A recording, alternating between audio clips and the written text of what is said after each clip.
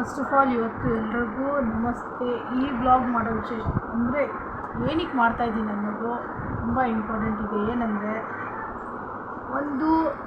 ತುಂಬ ದಿವಸದಿಂದ ಆಲ್ಮೋಸ್ಟ್ ಎಲ್ಲ ಕರ್ನಾಟಕ ಜನತೆಗಳು ನೋಡಿರಬೇಕು. ಸಮೀರ್ ಅವರು ಒಂದು ಬ್ಲಾಗ್ ಮಾಡಿದ್ದಾರೆ ಸೌಜನ್ಯ ಕೇಸ್ ಬಗ್ಗೆ. ಆಲ್ಮೋಸ್ಟ್ ಅದು ಅನ್ಸೋಲ್ಡ್ ಅಂತ ಎಲ್ಲರಿಗೂ ಗೊತ್ತಿರುತ್ತೆ. ಏನಂದರೆ ಇದ್ರ ಬಗ್ಗೆ ನನಗೆ ಇದ್ರ ಬಗ್ಗೆ ಅಷ್ಟೊಂದು ಗೊತ್ತಿಲ್ಲ. ಇದನ್ನು ನೋಡಿದ ಮೇಲೆ ನನಗೂ ಇದ್ರ ಬಗ್ಗೆ ನಾನು ತಿಳ್ಕೊಂಡೆ. ಆ್ಯಕ್ಚುಲಿ ತುಂಬ ತಿಳ್ಕೊಂಡೆ. ನಾವು ದಿನ ಬೆಳಗ್ಗೆ ಆದರೆ ಪ್ರತಿ ಸಲ ಈ ಟಿ ವಿನೂ ಆನ್ ಮಾಡಿದ ತಕ್ಷಣ ಪ್ರತಿಯೊಂದು ಕೇಸ್ ನಾನು ಯೋಚನೆ ಮಾಡಿದ್ದೆ. ನನ್ನ ರೀತಿಯಲ್ಲಿ ನಾನು ಯೋಚನೆ ಮಾಡಿದ್ದೆ. ಆನ್ ಮಾಡಿದ್ರೆ ಒಂದು ಇಂಥ ನ್ಯೂಸ್ ಚಾನಲ್ ಇಲ್ಲ ಯಾವುದರಲ್ಲೂ ಹೆಣ್ಮಗಳ ಮೇಲೆ ಈ ಥರ ಆಯಿತು, ಒಂದು ಹೆಣ್ಮಗು ಹೀಗೆ ಯಾವುದೋ ಒಂದು ಕೇಸ್ ಒಂದಲ್ಲ ಒಂದು ಕೇಸ್ ಇದ್ದೇ ಇರುತ್ತೆ. ಇಲ್ಲ ಅನ್ನೋದು ಅದು ನಾನು ಹೇಳೋಕ್ಕಾಗಲ್ಲ, ನೀವು ಹೇಳೋಕ್ಕಾಗಲ್ಲ. ಯಾಕಂದರೆ ನೀವು ನೋಡ್ತಾ ಇರ್ತೀರ ನ್ಯೂಸ್ ಚಾನಲ್, ನಾನು ನೋಡ್ತಾ ಇರ್ತೀನಿ. ದುಃಖದ್ದು ವಿಶೇಷನೇ ತುಂಬ ವಿಷಯದಿದೆ ಇದರಲ್ಲಿ. ಯಾಕಂದರೆ ಅಂಥದ್ದೊಂದು ದಿವಸ ಎಲ್ಲ ಹೆಣ್ಮಕ್ಳ ಮೇಲೆ ಯಾವುದೇ ಥರದ್ದು ಏನೂ ಆಗಿಲ್ಲ ಅನ್ನೋದಿರಲಿಲ್ಲ. ನಾನು ಹೇಳ್ತಿದ್ದೀನಿ, ತುಂಬ ಸೆನ್ಸಿಟಿವ್ ವಿಷಯ ಇದೆ ಆ್ಯಕ್ಚುಲಿ ಹೇಳಬೇಕಾದ್ರೆ. ಇದರಲ್ಲಿ ಎಷ್ಟೋ ಕೇಸ್ ಸಾಲ್ವ್ ಆಗಿದೆ, ಎಷ್ಟೋ ಜನ ಪೆಂಡಿಂಗ್ ಹಾಗೆ ಬಿದ್ದಿದೆ. ಕೆಲವರಂತೂ ಮುಂದೆ ಬರೋದಿಲ್ಲ, ಕೆಲವೊಂದು ಹಿಂಗೆ ಇನ್ಸಿಡೆಂಟ್ ಆದಾಗಲೇ ಮುಂದೆ ಬರೋದು. ಇದರ ಬಗ್ಗೆ ನಂದು ಹೇಳೋದು ಉದ್ದೇಶ ಏನಂದರೆ, ನಾವೆಲ್ಲರೂ ಸೇರಿ ಇಷ್ಟು ವರ್ಷದಿಂದ 15 ವರ್ಷದಿಂದ ಇದೆ ಈ ಕೇಸ್ ಹಾಗೆ ಪೆಂಡಿಂಗ್ ಬಿದ್ದಿದೆ ಅಂದಮೇಲೆ ಇದು ಎಷ್ಟು ಇದಿರ್ಬೋದು.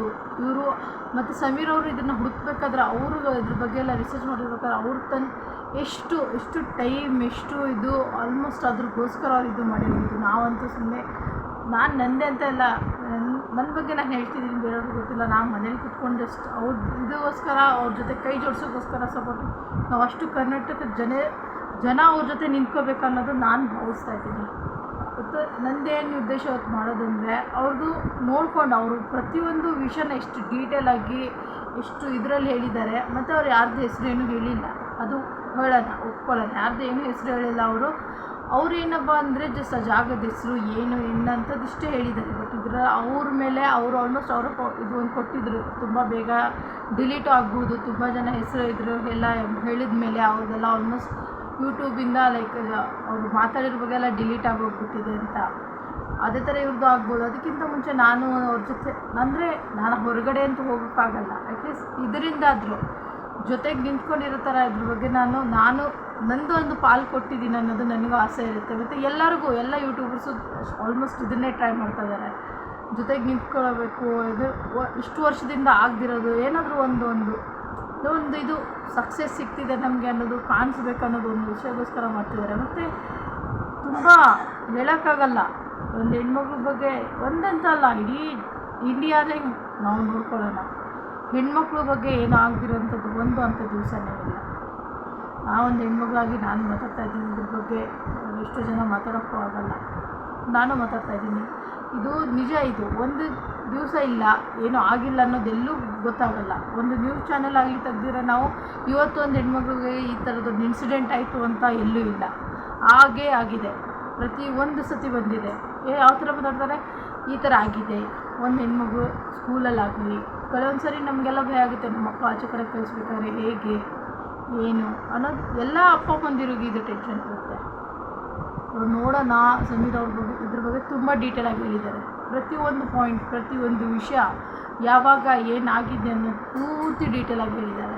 ಸೊ ನಾವು ಚೆಕ್ ಮಾಡಿ ನಾವು ನೋಡೋಣ, ಅವ್ರಿಗೆ ಸಪೋರ್ಟ್ ಮಾಡಿ ಅವ್ರ ಜೊತೆ ನಾವು ನಿಂತ್ಕೊಂಡಿದ್ದೀವಿ, ನಾವೇನೋ ಒಂದು ಮಾಡ್ತಾಯಿದ್ದೀವಿ ಅನ್ನೋದು ನಮ್ಮ ಮನಸ್ಸಿಗೂ ಸಮಾಧಾನ ಸಿಗುತ್ತೆ. ಹೀಗಿರಬಾರ್ದಪ್ಪ, ನೋಡಿದ್ವಿ ಸುಮ್ಮನೆ ಆದ್ವಿ ಅನ್ನೋದು ನಮಗಿರಬಾರ್ದು. ಬನ್ನಿ ನೋಡೋಣ. ಹುಡುಕಾಟ ಪ್ರಾರಂಭಿಸಿದ್ದು ವಿತಿನ್ 2 hours ಒಳಗಡೆನೆ ಸೌಜನ್ಯ ಸಿಗ್ತಾಳೆ. ಆದ್ರೆ ಶವ ಆಗಿ ಅವಳ ಕೈಗಳನ್ನ ಅವಳದೇ ದುಪ್ಪಟ್ಟ ಅಂಡ್ ID ಕಾರ್ಡ್ ಇಂದ ಮರಕ್ಕೆ ಕಟ್ಟಿರ್ತಾರೆ. And most brutal part is ಅವಳ ಯೋನಿ, ಅವಳ ಏನಿತ್ತ ಅದ್ರ ಒಳಗಡೆ 6 inch ಮಣ್ಣು ತುಂಬಿರ್ತಾರೆ. ಬಿಡಪ್ಪ, ನಮ್ಮ ಪೊಲೀಸ್ ಅವ್ರಿಗೆ ತಮ್ಮ ಡ್ಯೂಟಿ ಮೇಲೆ ಎಷ್ಟೊಂದು ನಿಷ್ಠೆ ಇದೆ, ಒಂದೇ ದಿನದಲ್ಲಿ ಆರೋಪಿನ ಹಿಡಿದ್ಬಿಟ್ರಲ್ಲ ಅಂತ ಪೊಲೀಸ್ ಅವ್ರ ಮೇಲೆ ಫುಲ್ ಒಂಥರ ಹೊಗಳ್ತಾ ಇರ್ತಾರೆ. ಆದ್ರೆ ಪಾಪ ಜನರಿಗೆ ಎಲ್ಲಿ ಗೊತ್ತಿತ್ತು ಈ ಕೇಸ್ನ ರಿಯಲ್ ಆರೋಪಿ ಬೇರೆ ಯಾರೋ ಇದ್ದಾರೆ. ಪೊಲೀಸ್ ಅವರು ಈ ಕೇಸ್ನ ಮಿಸ್ಲೀಡ್ ಮಾಡೋದಕ್ಕೆ ಸುಮ್ನೆ ಸಂತೋಷ್ನ ಅರೆಸ್ಟ್ ಮಾಡಿದ್ದಾರೆ ಅಂತ. ಪೊಲೀಸ್ ಅವರು ಈ ಕೇಸಲ್ಲಿ ಕರಪ್ಟ್ ಆಗಿದ್ದಾರೆ. ಪೊಲೀಸ್ ಅವರೇ ಸತ್ಯ ಮುಚ್ಚಿಡ್ಲಿ. ಇದ್ರ ಬಗ್ಗೆ ನಾನು ಏನು ಹೇಳ್ಬೇಕಂದ್ರೆ, ಪೊಲೀಸರು ಆಲ್ಮೋಸ್ಟ್ ಎಲ್ಲರೂ ಈ ಥರ ಇರಲ್ಲ. ನಾವು ಹಾಗೆ ನೋಡೋಕೆ ಹೋದರೆ ಡಾಕ್ಟರ್ ಪ್ರಿಯಾ ಕೇಸಲ್ಲಿ ಒಬ್ಬರು ಪೊಲೀಸ್ ಅವರಿಗೆ ನ್ಯಾಯ ಕೊಡಿಸಿದ್ದಿತ್ತು ಅನ್ನೋದು ಕೇಸಿದೆ ನಮ್ಮದು. ನಾವು ನೋಡಿದ್ದೀವಿ. ಅವರೇ ನಿಂತು ಏನು ಮಾಡಿದ್ದಾರೆ ಅನ್ನೋದು ನಿಮಗೂ ಎಲ್ಲರಿಗೂ ಗೊತ್ತಿರೋದೆ. ಅವ್ರು ಆ್ಯಕ್ಚುಲಿ ಆ ಕೇಸನ್ನ ಒಂದು ದಿವಸದಲ್ಲೇ ಗೆಲ್ಲಿಸಿರೋ ಥರ ಇದೆ ಅದು. ಸೊ ಪ್ರತಿಯೊಬ್ಬರು ಹೀಗೆ ಇರ್ತಾರೆ ಅನ್ನೋದು ನನ್ನ ಅಭಿಪ್ರಾಯ ಇದರಲ್ಲಿ ಇಲ್ಲ. ಸೊ ಆಲ್ಮೋಸ್ಟ್ ಎಲ್ಲರೂ ಯಾರೂ ಈ ಥರ ಇರಲ್ಲ. ಸೊ ನಾನು ಅದು ಒಂದು ಹೇಳ್ತೀನಿ. ಆಲ್ಮೋಸ್ಟ್ ಯಾಕಾದರೆ ಎಲ್ಲ ಪೊಲೀಸವರು ಹಾಗೆ ಅನ್ನೋದು ನಾವು ಹೇಳೋಕ್ಕಾಗಲ್ಲ. ಬಟ್ ಅದು ನಿಜ, ನಿಮ್ಮೆಲ್ಲರಿಗೂ ಗೊತ್ತಿರೋ ಪ್ರಿಯಾ ಅವ್ರ ಕೇಸಲ್ಲಿ ಅವರು ಆ ಸ್ಪಾಟ್ಗೆ ಹೋಗಿ ಅವರೆಲ್ಲ ನೋಡಿದಾಗ ಆನ್ ದ ಸ್ಪಾಟ್ ಅವರು ಲೈಕ್ ನ್ಯಾಯ ಕೊಡಿಸಿರೋ ಥರ ಇತ್ತದು. ಅದು ನಮ್ಮೆಲ್ಲರಿಗೂ ಗೊತ್ತಿದೆ. ಸೊ ಬನ್ನಿ ಇದನ್ನೆಲ್ಲ ಕಂಟಿನ್ಯೂ ಮಾಡೋಣ. ಎಲ್ಲರೂ ಹಾಗೆ ಇರ್ತಾರೆ ಅನ್ನೋದೆಲ್ಲೂ ಇರಲ್ಲ. ಟ್ರೈ ಮಾಡ್ತಿದ್ದಾರೆ. ಹಾಗಾಗಿ ಈ ಕೇಸ್ನ ಇನ್ಮುಂದೆ ಪೊಲೀಸ್ ಅವರಲ್ಲದೆ CBI ಅವರು ಇನ್ವೆಸ್ಟಿಗೇಷನ್ ಮಾಡಬೇಕು, ಈ ಕೇಸ್ನ CBIಗೆ ಒಪ್ಪಿಸಿ ಅಂತ ಅಗೇನ್ ಪ್ರೊಟೆಸ್ಟ್ಗಳು ಸ್ಟಾರ್ಟ್ ಆಗ್ತವೆ. ಸೌಜನ್ಯ ಕೇಸ್ ಒಂದೇ ಅಲ್ಲ, ನಾರಾಯಣ ಹಾಗೂ ಯಮುನಾ ಕೇಸಲ್ಲೂ, ವೇದವಲ್ಲಿ ಕೇಸಲ್ಲೂ, ಆ ಬ್ಯಾಂಕ್ ಮ್ಯಾನೇಜರ್ನ ಕೇಸಲ್ಲೂ ಹಾಗೂ ಪದ್ಮಲತಾ ಕೇಸಲ್ಲೂ ಸೀದಾ ಡೈರೆಕ್ಟ್ ಡೌಟ್ ಬರೋದೆ ಊರಿನ ಗೌಡ್ರ ಮೇಲೆ. ಸೌಜನ್ಯ ಕೇಸ್ ಬಿಟ್ಟು ಆ ಇನ್ನೊಂದು ಕೇಸ್ ಯಾವುದು, ಅದಕ್ಕೂ ಸಂತೋಷ್ಗೂ ಏನ್ ಸಂಬಂಧ, ಅದ್ರಲ್ಲಿ ಯಾಕೆ ಸಂತೋಷ್ನ ಪೊಲೀಸವರು ಫಿಟ್ ಮಾಡಿದ್ರು ಅಂತ ಪ್ರತಿಯೊಂದು ಹೇಳ್ತೀನಿ.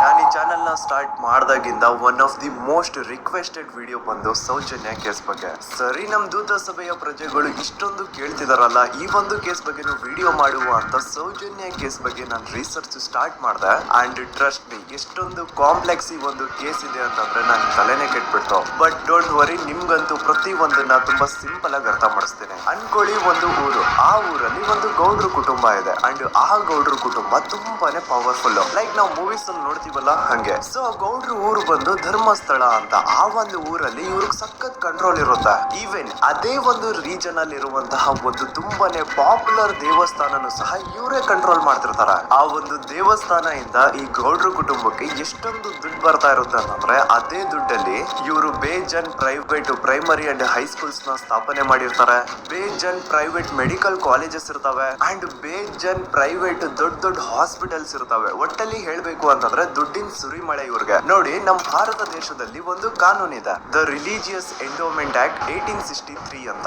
ಬೇಸಿಕಲಿ ಈ ಒಂದು ಕಾನೂನು ಏನ್ ಹೇಳುತ್ತೆ ಅಂತಂದ್ರೆ, ಭಾರತದಲ್ಲಿ ಯಾವ್ದೆಲ್ಲ ಹಿಂದೂ ಟೆಂಪಲ್ಸ್ ಇದಾವೋ ಅವೆಲ್ಲ ಗವರ್ಮೆಂಟ್ ಪ್ರಾಪರ್ಟಿ. ಆ ಹಿಂದೂ ಟೆಂಪಲ್ಸ್ ನ ಮ್ಯಾನೇಜ್ಮೆಂಟ್ ಎಲ್ಲ ಗವರ್ಮೆಂಟ್ ಕೈಗೆ ಹೋಗಿ ಗವರ್ಮೆಂಟ್ ಡಿಸೈಡ್ ಮಾಡುತ್ತೆ ಆ ಮ್ಯಾನೇಜ್ಮೆಂಟ್ ಅಲ್ಲಿ ಯಾರ್ ಕೆಲ್ಸಕ್ಕೆ ಇರಬೇಕು, ಯಾರ್ ಕೆಲ್ಸಕ್ಕೆ ಇರಬಾರ್ದು, ಅಂಡ್ ಆ ಟೆಂಪಲ್ ಇಂದ ಬರ್ತಿರುವಂತಹ ಡೊನೇಷನ್ ಅಮೌಂಟ್ ನ ಏನ್ ಮಾಡ್ಬೇಕು ಅಂತ. ಸೊ ಈ ಒಂದು ಕಾನೂನಿನ ಪ್ರಕಾರ ಗವರ್ಮೆಂಟ್ ಇಂಡಿಯಾದಲ್ಲಿರುವಂತಹ ಆಲ್ಮೋಸ್ಟ್ ಎಲ್ಲಾ ಹಿಂದೂ ಟೆಂಪಲ್ಸ್ ನ ತನ್ನ ಕಂಟ್ರೋಲ್ ಅಲ್ಲಿ ತಗೋತಾ ಇರ್ಬೇಕಾದ್ರೆ ಗವರ್ಮೆಂಟ್ ಅಫಿಷಿಯಲ್ಸ್ ಧರ್ಮಸ್ಥಳ ಶ್ರೀ ಮಂಜುನಾಥ ದೇವಸ್ಥಾನಕ್ಕೂ ರೀಚ್ ಔಟ್ ಮಾಡ್ತಾರೆ. ಅಂಡ್ ಆಗ ಇಷ್ಟು ದಿನ ಟೆಂಪಲ್ ನ ಕಂಟ್ರೋಲ್ ಮಾಡ್ತಿದ್ದಂತಹ ಆ ಗೌಡ್ರ ಕುಟುಂಬ ಏನ್ ಹೇಳುತ್ತೆ ಗೊತ್ತಾ, ಇಲ್ಲ ಇಲ್ಲ, ಇದು ಹಿಂದೂ ಟೆಂಪಲ್ ಅಲ್ಲ, ಇದು ಜೈನ್ ಫ್ಯಾಮಿಲಿಗೆ ಬಿಲಾಂಗ್ ಮಾಡುವಂತಹ ಒಂದು ಪ್ರೈವೇಟ್ ಟೆಂಪಲ್ ಅಂತ ಹೇಳ್ತಾರೆ. ನಾನು ಇಷ್ಟು ದಿನ ಧರ್ಮಸ್ಥಳ ಶ್ರೀ ಮಂಜುನಾಥ ದೇವಸ್ಥಾನ ಒಂದು ಹಿಂದೂ ಟೆಂಪಲ್ ಅಂತ ಅನ್ಕೊಂಡಿದ್ದೆ. ಆದ್ರೆ ಈಗಷ್ಟೇ ನನಗೂ ಗೊತ್ತಾಗಿದ್ದು ಇದು ಹಿಂದೂ ಟೆಂಪಲ್ ಅಲ್ಲ, ಇದು ಒಂದು ಜೈನ್ ಫ್ಯಾಮಿಲಿಗೆ ಬಿಲಾಂಗ್ ಮಾಡುವಂತಹ ಪ್ರೈವೇಟ್ ಜೈನ್ ಟೆಂಪಲ್ ಅಂತ. ಸೊ ಹೀಗಾಗಿ ಗವರ್ಮೆಂಟ್ ಅಫಿಷಿಯಲ್ಸ್ ಏನೂ ಮಾಡಕ್ಕಾಗದೆ ಇವತ್ತಿನವರೆಗೂ ಈ ಒಂದು ಧರ್ಮಸ್ಥಳ ಶ್ರೀ ಮಂಜುನಾಥ ದೇವಸ್ಥಾನನ ಒಂದು ಪ್ರೈವೇಟ್ ಟ್ರಸ್ಟ್ ನಡ್ಸ್ಕೊಂಡು ಹೋಗ್ತಿದೆ. ಅಂಡ್ ಆ ಪ್ರೈವೇಟ್ ಟ್ರಸ್ಟ್ ನ ಓನರ್ ಯಾರು, ಅದೇ ಗೌಡ್ರ ಕುಟುಂಬ. ನೋಡಿ, ನಾನು ಈ ವಿಡಿಯೋದಲ್ಲಿ ಯಾರ್ದು ರಿಯಲ್ ನೇಮ್ಸ್ ನ ಬಳಸ್ತಿಲ್ಲ. ಪ್ರೀವಿಯಸ್ಲಿ ಬೇರೆ ಯೂಟ್ಯೂಬರ್ಸ್ ತಮ್ಮ ವಿಡಿಯೋಸ್ ಅಲ್ಲಿ ರಿಯಲ್ ನೇಮ್ಸ್ ನ ಬಳಸಿದ್ದಾರೆ ಅನ್ನೋ ಒಂದೇ ಒಂದು ಕಾರಣಕ್ಕೆ ಅವ್ರ ವಿಡಿಯೋಸ್ ನ ಡಿಲೀಟ್ ಮಾಡಿಸಿದ್ದಾರೆ. ಸೊ ಅವ್ರ ಜೊತೆ ಆಗಿದ್ದು ನನ್ನ ಜೊತೆ ಆಗೋದು ಬೇಡ, ಸತ್ಯ ಮುಚ್ಚ ಹೋಗೋದು ನನ್ಗೆ ಇಷ್ಟ ಇಲ್ಲ. ಹಾಗಾಗಿ ನಾನು ಇಲ್ಲಿ ರಿಯಲ್ ನೇಮ್ಸ್ ನ ಬಳಸ್ತಿಲ್ಲ. ಆದ್ರೆ ನಾನು ಯಾರನ್ನ ಪಾಯಿಂಟ್ ಔಟ್ ಮಾಡಿ ಹೇಳ್ತಿದ್ದೀನಿ ಅನ್ನೋದು ಮಾತ್ರ ನಿಮಗೆ ತುಂಬಾ ಕ್ಲಿಯರ್ಲಿ ಅರ್ಥ ಆಗುತ್ತೆ. ಇಲ್ಲಿ ಅವರು ನೋಡಿ ಎಷ್ಟು ಚೆನ್ನಾಗಿ ಹೇಳಿದ್ದಾರೆ ಅಂದರೆ, ಅವ್ರಿಗೆ ಸತ್ಯ ಮುಚ್ಚೋದು ಇಷ್ಟ ಆಗಲ್ಲ. ಸೊ ಅದ್ರಿಗೋಸ್ಕರ ಅವ್ರು ಯಾರ್ದೇ ಹೆಸರು ಹೇಳ್ಬೇಕನ್ನೋದು ಅವ್ರು ಇದು ಮಾಡ್ಕೊಂಡಿಲ್ಲ, ಯಾರಿಗೆ ನೋವು ಮಾಡ್ಬೇಕನ್ನೋದು ಇದು ಮಾಡ್ಕೊಂಡಿಲ್ಲ. ಅವರು ಚೆನ್ನಾಗಿ ನಡ್ಕೊಂಡಿದ್ದಾರೆ, ಪ್ರತಿಯೊಂದು ಹೇಳೋ ಥರ ಮಾಡ್ಕೊಂಡಿದ್ದಾರೆ. ಇನ್ನೊಂದೇನು ಗೊತ್ತಾ, ತುಂಬ ಕಮ್ಮಿ ಜನ ಇರ್ತಾರೆ ಸತ್ಯ ಮುಚ್ಚಕ್ಕೆ ಇಷ್ಟ ಬೀಳಲ್ಲ. ನಾನು ಹೀಗಾದರೂ ಸ್ವಲ್ಪ ಒಂದು ಸುಳುವಾದರೂ ಕೊಟ್ಟು ನಾನು ಸತ್ಯ ಬಯಲು ಮಾಡ್ತೀನಿ ಅನ್ನೋದ್ರಲ್ಲಿ ತುಂಬ ಕಮ್ಮಿ ಜನ ಇರ್ತಾರೆ. ಸೊ ಪ್ಲೀಸ್ ಇವ್ರಿಗೆ ಸಪೋರ್ಟ್ ಮಾಡಿ, ಇವ್ರ ಜೊತೆ ಇರಿ. ಇದಕ್ಕೆ ಇನ್ನೂ ಆಲ್ಮೋಸ್ಟ್ ನಾನು ಹೇಳ್ತೀನಿ, ಇನ್ನೂ ವ್ಯೂಸ್ ಬರಲಿ, ಇದಕ್ಕೆ ಎಲ್ಲ ಕಡೆ ಗೊತ್ತಾಗಲಿ. ಆಲ್ಮೋಸ್ಟ್ ನಾನು ನೋಡೋಣ ನಾವು. ಬಟ್ ಈ ಒಂದು ಮಾತು ನನಗಂತೂ ತುಂಬ ಇಷ್ಟ ಆಗಿತ್ತು, ಸತ್ಯ ಗೆಲ್ಲಬೇಕನ್ನೋದು.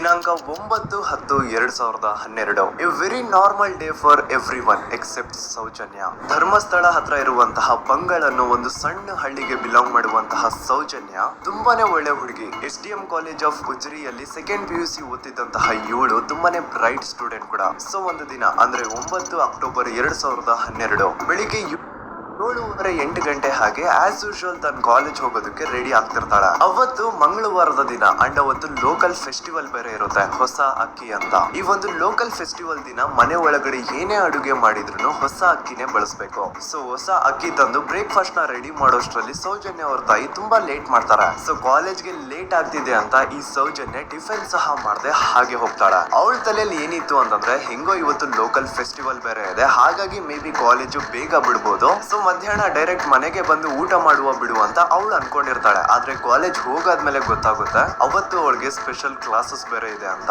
ಸೌಜನ್ಯ ಬ್ರೇಕ್ಫಾಸ್ಟ್ ಕೂಡ ಮಾಡಿರಲ್ಲ ಅಂಡ್ ಲಂಚ್ ಬಾಕ್ಸ್ ಕೂಡ ತಂದಿರಲ್ಲ. ಹಾಗಾಗಿ ಲಂಚ್ ಟೈಮ್ ಅಲ್ಲಿ ಸೌಜನ್ಯನ ಒಬ್ಳು ಫ್ರೆಂಡ್ ಜಾನ್ವಿ ತಾನ್ ತಂದಿರುವಂತಹ ಲಂಚ್ ಬಾಕ್ಸ್ ಅಲ್ಲಿ ಒಂದಿಷ್ಟು ಲಂಚ್ ನ ಆಫರ್ ಮಾಡ್ತಾಳೆ. ಆದ್ರೆ ಸೌಜನ್ಯ ಪರವಾಗಿಲ್ಲ ನೀನ್ ತಿನ್ನು, ನಾನ್ ಮನೆಗೆ ಹೋಗ್ಬಿಟ್ಟು ಊಟ ಮಾಡ್ಕೊಂತೀನಿ ಅಂತ ಹೇಳ್ತಾಳೆ. ಸುಮಾರು ಮಧ್ಯಾಹ್ನದ 3:45ಕ್ಕೆ ಕಾಲೇಜ್ ಬಿಡುತ್ತೆ. ಸೌಜನ್ಯ ಕಾಲೇಜಿಂದ ಬಸ್ ಅಲ್ಲಿ ಬಂದು ನೇತ್ರಾವತಿ ಬಸ್ ಸ್ಟಾಪ್ ಹತ್ರ ಇಳ್ಕೋತಾಳೆ. ಅವಳ ಜೊತೆ ಅವಳ ಕ್ಲಾಸ್ ಮೇಟ್ಸ್ ಅಂಡ್ ಫ್ರೆಂಡ್ಸ್ ಎಲ್ಲ ಇರ್ತಾರೆ. ಸೊ ಅವ್ರಿಗೆಲ್ಲ ಬಾಯ್ ಹೇಳ್ಬಿಟ್ಟು ಸೌಜನ್ಯ ತನ್ನ ಮನೆ ಕಡೆಗೆ ಹೊರಡ್ತಾಳೆ. ನೇತ್ರಾವತಿ ಬಸ್ ಸ್ಟಾಪ್ ಇಂದ ಸೌಜನ್ಯ ಮನೆಗೆ 20 ಮಿನಿಟ್ಸ್ ನ ವಾಕ್ ಇರುತ್ತೆ. ಮ್ಯಾಕ್ಸ್ ಟು ಮ್ಯಾಕ್ಸ್ 30 ಮಿನಿಟ್ ಹಿಡಿಬಹುದು. ಸೊ ಸೌಜನ್ಯ ನಡ್ಕೊಂಡು ಮನೆ ಕಡೆಗೆ ಹೋಗ್ತಾ ಇರ್ತಾಳೆ. ಒಂದ್ ಸ್ವಲ್ಪ ದೂರದಲ್ಲಿ ಪ್ರಕೃತಿ ಹಾಸ್ಪಿಟಲ್ ಅಂತ ಒಂದಿರುತ್ತೆ. ಅಲ್ಲಿನ ಸೆಕ್ಯೂರಿಟಿ ಗಾರ್ಡ್ ಸೌಜನ್ಯ ನಡ್ಕೊಂಡು ಹೋಗ್ತಾ ಇರೋದನ್ನ ನೋಡ್ತಾನೆ ಕೂಡ. ನಂತರ ಸೌಜನ್ಯ ಒಂದು 10 ನಿಮಿಷ ಹಂಗೆ ಮುಂದೆ ನಡ್ಕೊಂಡು ಹೋಗಾದ್ಮೇಲೆ ಸೌಜನ್ಯಗೆ ತನ್ನ ಮಾವ ಸಿಗ್ತಾರೆ. ಅವರು ಸೌಜನ್ಯನ ನೋಡಿ ಮಾತಾಡಿಸ್ತಾರೆ. ಯಾಕಮ್ಮ ಕಾಲೇಜಿಂದ ಇಷ್ಟು ಲೇಟ್ ಬರ್ತಿದೀಯಾ ಅಂತ ಕೇಳ್ತಾರೆ. ಆಗ ಸೌಜನ್ಯ ಇಲ್ಲ ಮಾವ, ಕಾಲೇಜಲ್ಲಿ ಸ್ಪೆಷಲ್ ಕ್ಲಾಸ್ ಇತ್ತು ಹಾಗಾಗಿ ಲೇಟ್ ಆಗ್ಬಿಡ್ತು ಅಂತ ಹೇಳಿ ಒಂದೆರಡು ಮಾತಾಡಿಸಿ ನಂತರ ತನ್ನ ಮನೆ ಕಡೆ ತಾನು ಹೊರಡ್ತಾಳ. ಈಗ ಆ ಒಂದು ಪಾಯಿಂಟ್ ಇಂದ ಸೌಜನ್ಯಗೆ ತನ್ನ ಮನೆ ಹೋಗ್ಲಿಕ್ಕೆ 10 ನಿಮಿಷ ಬೇಕು. ಮ್ಯಾಕ್ಸ್ ಟು ಮ್ಯಾಕ್ಸ್ 20 ಮಿನಿಟ್ ಅನ್ಕೊಳ್ಳಿ. 3:45ಕ್ಕೆ ಕಾಲೇಜ್ ಬಿಟ್ರೆ ಅರೌಂಡ್ 4:30ಗೆ ಮನೇಲಿ ಇರ್ಬೇಕಾಗಿದ್ದು ಹುಡುಗಿ 6:30-7 ಗಂಟೆ ಆಗಿದ್ರು ಮನೆಗೆ ಸೇರಿರಲ್ಲ. ಸೊ ಮನೇಲಿ ಸೌಜನ್ಯ ಅವ್ರ ತಾಯಿಗೆ ಟೆನ್ಷನ್ ಸ್ಟಾರ್ಟ್ ಆಗುತ್ತೆ. ಏನಪ್ಪ ಈ ಹುಡುಗಿ ಎಷ್ಟೊತ್ತಾದ್ರೂ ಇನ್ನು ಮನೆಗ್ ಬಂದಿಲ್ವಲ್ಲ ಅಂತ. ಸೊ ಅವ್ರೇನ್ ಮಾಡ್ತಾರೆ, ಸೌಜನ್ಯ ಅವ್ರ ತಂದೆ ಕಾಲ್ ಮಾಡ್ಬಿಟ್ಟು ರೀ ಹಿಂಗೆ 3:30-4 ಗಂಟೆಗೆ ಕಾಲೇಜಿಂದ ಮನೆಗ್ ಬರ್ತಿದ್ದಿದ್ ನಮ್ ಹುಡುಗಿ ಇವತ್ತು 7 ಗಂಟೆ ಆದ್ರೂ ಇನ್ನು ಮನೆಗ್ ಬಂದಿಲ್ಲ, ನೀವು ಸ್ವಲ್ಪ ಬೇಗ ಮನೆಗ್ ಬಂದು ವಿಚಾರಿಸಿ ಅಂತ ಗಾಬ್ರಿಲಿ ಹೇಳ್ತಾರೆ. ಸರಿ ಅಂತ ಸೌಜನ್ಯ ಅವ್ರ ತಂದೆ ಮನೆಗ್ ಬಂದ್ಬಿಟ್ಟು ಸೌಜನ್ಯನ ಫ್ರೆಂಡ್ಸ್ ಕ್ಲಾಸ್ ಮೇಟ್ಸ್ ಯಾರ್ದೆಲ್ಲ ಅವ್ರ ಹತ್ರ ನಂಬರ್ ಇರುತ್ತೋ ಅವ್ರಿಗೆಲ್ಲ ಕಾಲ್ ಮಾಡ್ಬಿಟ್ಟು ಸೌಜನ್ಯ ಬಗ್ಗೆ ಕೇಳ್ತಾರೆ. ನಮ್ ಹುಡುಗಿ ಏನಾದ್ರೂ ನಿಮ್ ಮನೆಗ್ ಬಂದಿದ್ದಾಳ ಅಮ್ಮ ಅಂತ. ಆದ್ರೆ ಸೌಜನ್ಯನ ಫ್ರೆಂಡ್ಸ್ ಅಂಡ್ ಕ್ಲಾಸ್ ಮೇಟ್ಸ್ ಎಲ್ಲ ಇಲ್ಲ ಅಂಕಲ್ ನಮ್ಮನೆಗಂತೂ ಸೌಜನ್ಯ ಏನು ಬಂದಿಲ್ಲ, ಅವಳು ಬಸ್ ಸ್ಟಾಪ್ ಇಂದ ಸೀದಾ ನಿಮ್ಮನೆ ಕಡೆಗೇನೆ ಹೊರಟ್ಲಲ್ವಾ, ಯಾಕೆ ಇನ್ನೂ ಬಂದಿಲ್ವಾ ಅಂತ ಕೇಳ್ತಾರ. ಆಗ ಸೌಜನ್ಯ ಅವ್ರ ತಂದೆ ಇಲ್ಲಮ್ಮ ಬಂದಿಲ್ಲ ಹಾಗಾಗಿನೇ ಕಾಲ್ ಮಾಡಿರೋದು ಅಂತ ಹೇಳಿ ಕಾಲ್ ಕಟ್ ಮಾಡ್ತಾರ. ದೆನ್ ಸೌಜನ್ಯ ಅವ್ರ ತಂದೆ ಸೌಜನ್ಯ ಅವ್ರ ಮಾವ ಕಾಲ್ ಮಾಡ್ತಾರ. ಅಳಿಯ ಎಲ್ಲಿದೀಯಾ, ನನ್ ಮಗಳು ಇನ್ನು ಮನೆಗ್ ಬಂದಿಲ್ಲ, ನೀನೇನಾದ್ರೂ ಅವಳನ್ನ ನೋಡ್ದ ಅಂತ ಕೇಳ್ತಾರ. ಆ ಕಡೆಯಿಂದ ಅವರು ಸೌಜನ್ಯನ ಮಾವ ಹೇಳ್ತಾರೆ, ಹ್ಞೂ ನಾನ್ ನೋಡ್ದೆ 4:15 ಹಾಗೆ ಆ ಹುಡುಗಿ ಕಾಲೇಜಿಂದ ಬರ್ಬೇಕಾದ್ರೆ ನನಗ್ ಕಾಣಿಸಿದ್ಲು, ನಾನ್ ಸ್ವಲ್ಪ ಮಾತಾಡ್ದೆ ಅವಳ ಹತ್ರ, ಅದಾದ್ಮೇಲೆ ಅವಳು ಮನೆ ಕಡೆ ಹೋದ್ಲಲ್ಲ, ಯಾಕೆ ಇನ್ನೂ ಬಂದಿಲ್ವಾ ಅಂತ ಅವರೇ ಉಲ್ಟಾ ಕ್ವಶನ್ ಕೇಳ್ತಾರ. ಈ ಕಡೆ ಸೌಜನ್ಯ ಅವ್ರ ತಂದೆ ಇಲ್ಲ 7 ಗಂಟೆ ಆದ್ರೂ ಮಗು ಇನ್ನು ಮನೆಗ್ ಬಂದಿಲ್ಲ, ನಮ್ಗೆ ಯಾಕೋ ತುಂಬಾ ಗಾಬರಿ ಆಗ್ತಿದೆ, ನೀನೊಂದ್ ಕೆಲ್ಸ ಮಾಡು ನಮ್ಮವ್ರನ್ನೆಲ್ಲ ಸೇರ್ಸು ಎಲ್ರೂ ಸೇರಿ ಹುಡುಕುವ ಅವಳನ್ನ ಅಂತ ಸುಮಾರು ರಾತ್ರಿ 7 ಗಂಟೆಯಿಂದ ಹಿಡಿದು 11 ಗಂಟೆವರೆಗೂ ಸೌಜನ್ಯನ ಮನೆಯವರು ಅಂಡ್ ಊರಿನ ಜನ 200-300 ಜನ ಸೇರ್ಕೊಂಡು ಸೌಜನ್ಯನ ಹುಡುಕ್ತಾರೆ. ಆದ್ರೆ ಸೌಜನ್ಯನ ಒಂದು ಸುಳಿವು ಸಿಗಲ್ಲ. ಸೊ ಕೊನೆಗೆ ಸಹಾಯ ಕೇಳ್ತಾ ರಾತ್ರಿ 11 ಗಂಟೆ ಹಾಗೆ ಸೌಜನ್ಯನ ತಂದೆ ತಾಯಿ ಅಂಡ್ ಊರಿನ ಜನ ಎಲ್ಲ ಬೆಳ್ತಂಗಡಿ ಪೊಲೀಸ್ ಸ್ಟೇಷನ್ ಹತ್ರ ಹೋಗ್ತಾರ. ಅಲ್ಲಿ ಪೊಲೀಸ್ ಅವ್ರ ಹತ್ರ ಕಾಲೇಜ್ ಹೋಗಿದ್ ನಮ್ ಹುಡುಗಿ ಇಷ್ಟೊತ್ತಾದ್ರೂ ಇನ್ನು ಮನೆಗ್ ಬಂದಿಲ್ಲ, ಎಷ್ಟು ಹುಡುಕಿದ್ರು ಸಿಗ್ತಾ ಇಲ್ಲ, ಸೊ ಪ್ಲೀಸ್ ಒಂದು ಮಿಸ್ಸಿಂಗ್ ರಿಪೋರ್ಟ್ ನ ಫೈಲ್ ಮಾಡಿ ನಮ್ ಹುಡುಗಿನ ಹುಡುಕೊಡಿ ಅಂತ ಕೇಳ್ಕೊತಾರ. ಆದ್ರೆ ಪೊಲೀಸ್ ಅವರು ಒಪ್ಪಲ್ಲ. ಇಲ್ಲ ಯಾವುದೇ ಪರ್ಸನ್ ಮಿಸ್ಸಿಂಗ್ ಆದ್ರೆ ಆಫ್ಟರ್ 24 ಅವರ್ಸ್ ಆದ್ಮೇಲೆನೆ ರಿಪೋರ್ಟ್ ಫೈಲ್ ಮಾಡಕ್ಕಾಗೋದು. ಸೊ ನೀವ್ ಒಂದ್ ಕೆಲ್ಸ ಮಾಡಿ, ಈಗ ಮನೆಗ್ ಹೋಗಿ ನಾಳೆ ಬೆಳಿಗ್ಗೆವರೆಗೂ ನೋಡಿ, ನಾಳೆ ಬೆಳಿಗ್ಗೆವರೆಗೂ ನಿಮ್ ಮಗಳು ನಿಮ್ ಮನೆಗ್ ಬಂದಿಲ್ಲ ಅಂತಂದ್ರೆ ಆಗ ಬಂದ್ಬಿಟ್ಟು ಮಿಸ್ಸಿಂಗ್ ರಿಪೋರ್ಟ್ ನ ಫೈಲ್ ಮಾಡಿಸಿ ಅಂತ ಹೇಳಿ ಕಳಿಸ್ತಾರ. ಆಗ ಆಲ್ಮೋಸ್ಟ್ ಮಿಡ್ ನೈಟ್ ಆಗಿರೋದ್ರಿಂದ ಅಂಡ್ ಮಳೆ ಬೇರೆ ತುಂಬಾ ಜೋರಾಗಿ ಬರ್ತಾ ಇರುತ್ತೆ. ಸೊ ಈ ಸಿಚುವೇಶನ್ ಅಲ್ಲಿ ಸೌಜನ್ಯನ ಹುಡುಕ್ಲಿಕ್ಕೆ ಆಗಲ್ಲ. ನಾಳೆ ಬೆಳಿಗ್ಗೆ ಸೇರ್ಕೊಂಡು ಅಗೇನ್ ಎಲ್ರು ಸೌಜನ್ಯನ ಹುಡುಕುವ ಅಂತ ಸೌಜನ್ಯನ ಮನೆಯವರು ಅಂಡ್ ಊರಿನ ಜನ ಎಲ್ರು ತಮ್ಮ ಮನೆಗೆ ಹೋಗ್ಬಿಡ್ತಾರ. ನೆಕ್ಸ್ಟ್ ದಿನ ಅಂದ್ರೆ 10 ಅಕ್ಟೋಬರ್ 2012 ಬುಧವಾರ ದಿನ ಬೆಳಿಗ್ಗೆ 10 ಗಂಟೆ ಹಾಗೆ ಸೌಜನ್ಯನ ಮನೆಯವರು ಅಂಡ್ ಊರಿನ 200-300 ಜನ ಸೇರ್ಕೊಂಡು ಅಗೇನ್ ಸೌಜನ್ಯಗೋಸ್ಕರ ಹುಡುಕಾಟ ಸ್ಟಾರ್ಟ್ ಮಾಡ್ತಾರೆ. ಹುಡುಕಾಟ ಪ್ರಾರಂಭಿಸಿದ್ದು ವಿತಿನ್ 2 ಅವರ್ಸ್ ಒಳಗಡೆನೆ ಸೌಜನ್ಯ ಸಿಗ್ತಾಳೆ. ಆದ್ರೆ ಶವ ಆಗಿ ಆ 200-300 ಊರಿನ ಜನ ಎಲ್ಲ ಸೇರ್ಕೊಂಡು ಏನ್ ಸೌಜನ್ಯನ ಹುಡುಕ್ತಾ ಇದ್ರು ಅದ್ರಲ್ಲಿ ಯಾರೋ ಒಬ್ರಿಗೆ ಸೌಜನ್ಯನ ಮನೆಯಿಂದ ಕೇವಲ 10 ನಿಮಿಷ ದೂರದಲ್ಲಿರುವಂತಹ ಒಂದು ಹಳ್ಳನ ದಡದಲ್ಲಿ ಸೌಜನ್ಯನ ಮೃತದೇಹ ಸಿಗುತ್ತೆ. ಈಗ ಸತ್ತಿರುವಂತಹ ಸೌಜನ್ಯನ ಡೆಡ್ ಬಾಡಿ ಯಾವ ಒಂದು ಕಂಡೀಷನ್ ಅಲ್ಲಿ ಇತ್ತು ಅಂತ ಹೇಳ್ತೀನಿ, ಸ್ವಲ್ಪ ಗಮನ ಇಟ್ಟು ಕೇಳಿಸ್ಕೊಳ್ಳಿ. ಅವಳ ಕೈಗಳನ್ನ ಅವಳದೇ ದುಪ್ಪಟ್ಟ ಅಂಡ್ ID ಕಾರ್ಡ್ ಇಂದ ಮರಕ್ಕೆ ಕಟ್ಟಿರ್ತಾರೆ. ಅವಳ ಬಾಡಿ ಎಲ್ಲ ನೇಕಿಡ್ ಇರುತ್ತೆ, ಮೈ ಮೇಲೆ ಸರಿಯಾದ ಬಟ್ಟೆ ಇರಲ್ಲ, ಮೈ ಮೇಲೆ ಮಲ್ಟಿಪಲ್ ಕಟ್ ಮಾರ್ಕ್ಸ್ ಇರುತ್ತೆ, ತುಂಬಾ ಜೋರಾಗಿ ಹೊಡೆದಿರುವಂತಹ ಗಾಯಗಳು ಮೈ ಮೇಲೆ ಎದ್ದು ಕಾಣಿಸ್ತಿರ್ತವೆ. ಅವಳ ರಿಬ್ಸ್ ಎದೆ ಭಾಗದ ಮೂಳೆಗಳೆಲ್ಲ ಮುರಿದು ಹೋಗ್ಬಿಟ್ಟಿರ್ತವೆ and most brutal part is ಅವಳ ಯೋನಿ, ಅವಳ ಏನಿತ್ತು ಅದ್ರ ಒಳಗಡೆ 6 ಇಂಚ್ ಮಣ್ಣು ತುಂಬಿರ್ತಾರೆ. ಆ ಬಾಡಿ ಕಂಡೀಷನ್ ನ ನೋಡಿದಾದ್ಮೇಲೆ ಒಂದಂತೂ ತುಂಬಾ ಕ್ಲಿಯರ್ ಆಗಿ ಅರ್ಥ ಆಗುತ್ತೆ, ಅವಳನ್ನ ಯಾರೋ ತುಂಬಾ ಫೋರ್ಸ್ಫುಲಿ ಮಾಡಿ ನಂತರ ನಿರ್ದಯವಾಗಿ ಸಾಯಿಸಿದ್ದಾರೆ ಅಂತ. ಇಲ್ಲಿ ಕ್ರಿಮಿನಲ್ಸ್ ನ ಬುದ್ಧಿವಂತಿಕೆ ನೋಡಿ ಪೊಲೀಸ್ ಅವ್ರಿಗೆ ಏನೂ ಸುಳಿವು ಸಿಗ್ಬಾರ್ದು ಅಂತ ಅವಳ ಯೋನಿ ಒಳಗಡೆ 6 ಇಂಚ್ ಅಷ್ಟು ಮಣ್ಣು ತುಂಬ ಹೋಗಿರ್ತಾರೆ. ಸೊ ದೆನ್ ಪೊಲೀಸ್ ಅವ್ರಿಗೆ ವಿಷಯ ಗೊತ್ತಾಗುತ್ತೆ. ಅವರು ಸ್ಪಾಟ್ ಗೆ ಬಂದು ಸೌಜನ್ಯನ ಬಾಡಿನ ರಿಕವರ್ ಮಾಡಿ ಆ ಒಂದು ಸ್ಪಾಟ್ ನ ಕಂಪ್ಲೀಟ್. ಇಲ್ಲಿ ನಾನು ಹೇಳೋದಂದ್ರೆ ಅದು ಎಂಥ ಮೈಂಡ್ ಮೆಂಟಾಲಿಟಿ ಇರ್ಬೋದು ಯೋಚನೆ ಮಾಡಿ. ಆ ಥರ ಒಬ್ಬರು ಮೈಂಡ್ ಮೆಂಟಾಲಿಟಿ ಆಗುತ್ತಂದರೆ ಅದು ಏನು ಕಾರಣ ಇರ್ಬೋದು. ಒಬ್ಬರ ಮೇಲೆ ಅಷ್ಟೊಂದು ಇದು ನಡ್ಕೊಳ್ಳೋದು ಹೇಗೆ ಮನ್ಸಿದ್ರೆ ಹೇಗೆ ಬರುತ್ತೆ ಆ ಟೈಮಲ್ಲಿ.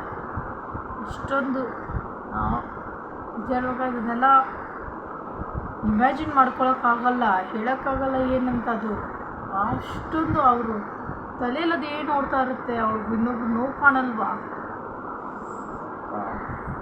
ಇನ್ನು ಮುಂದಕ್ಕೆ ನೋಡೋಣ.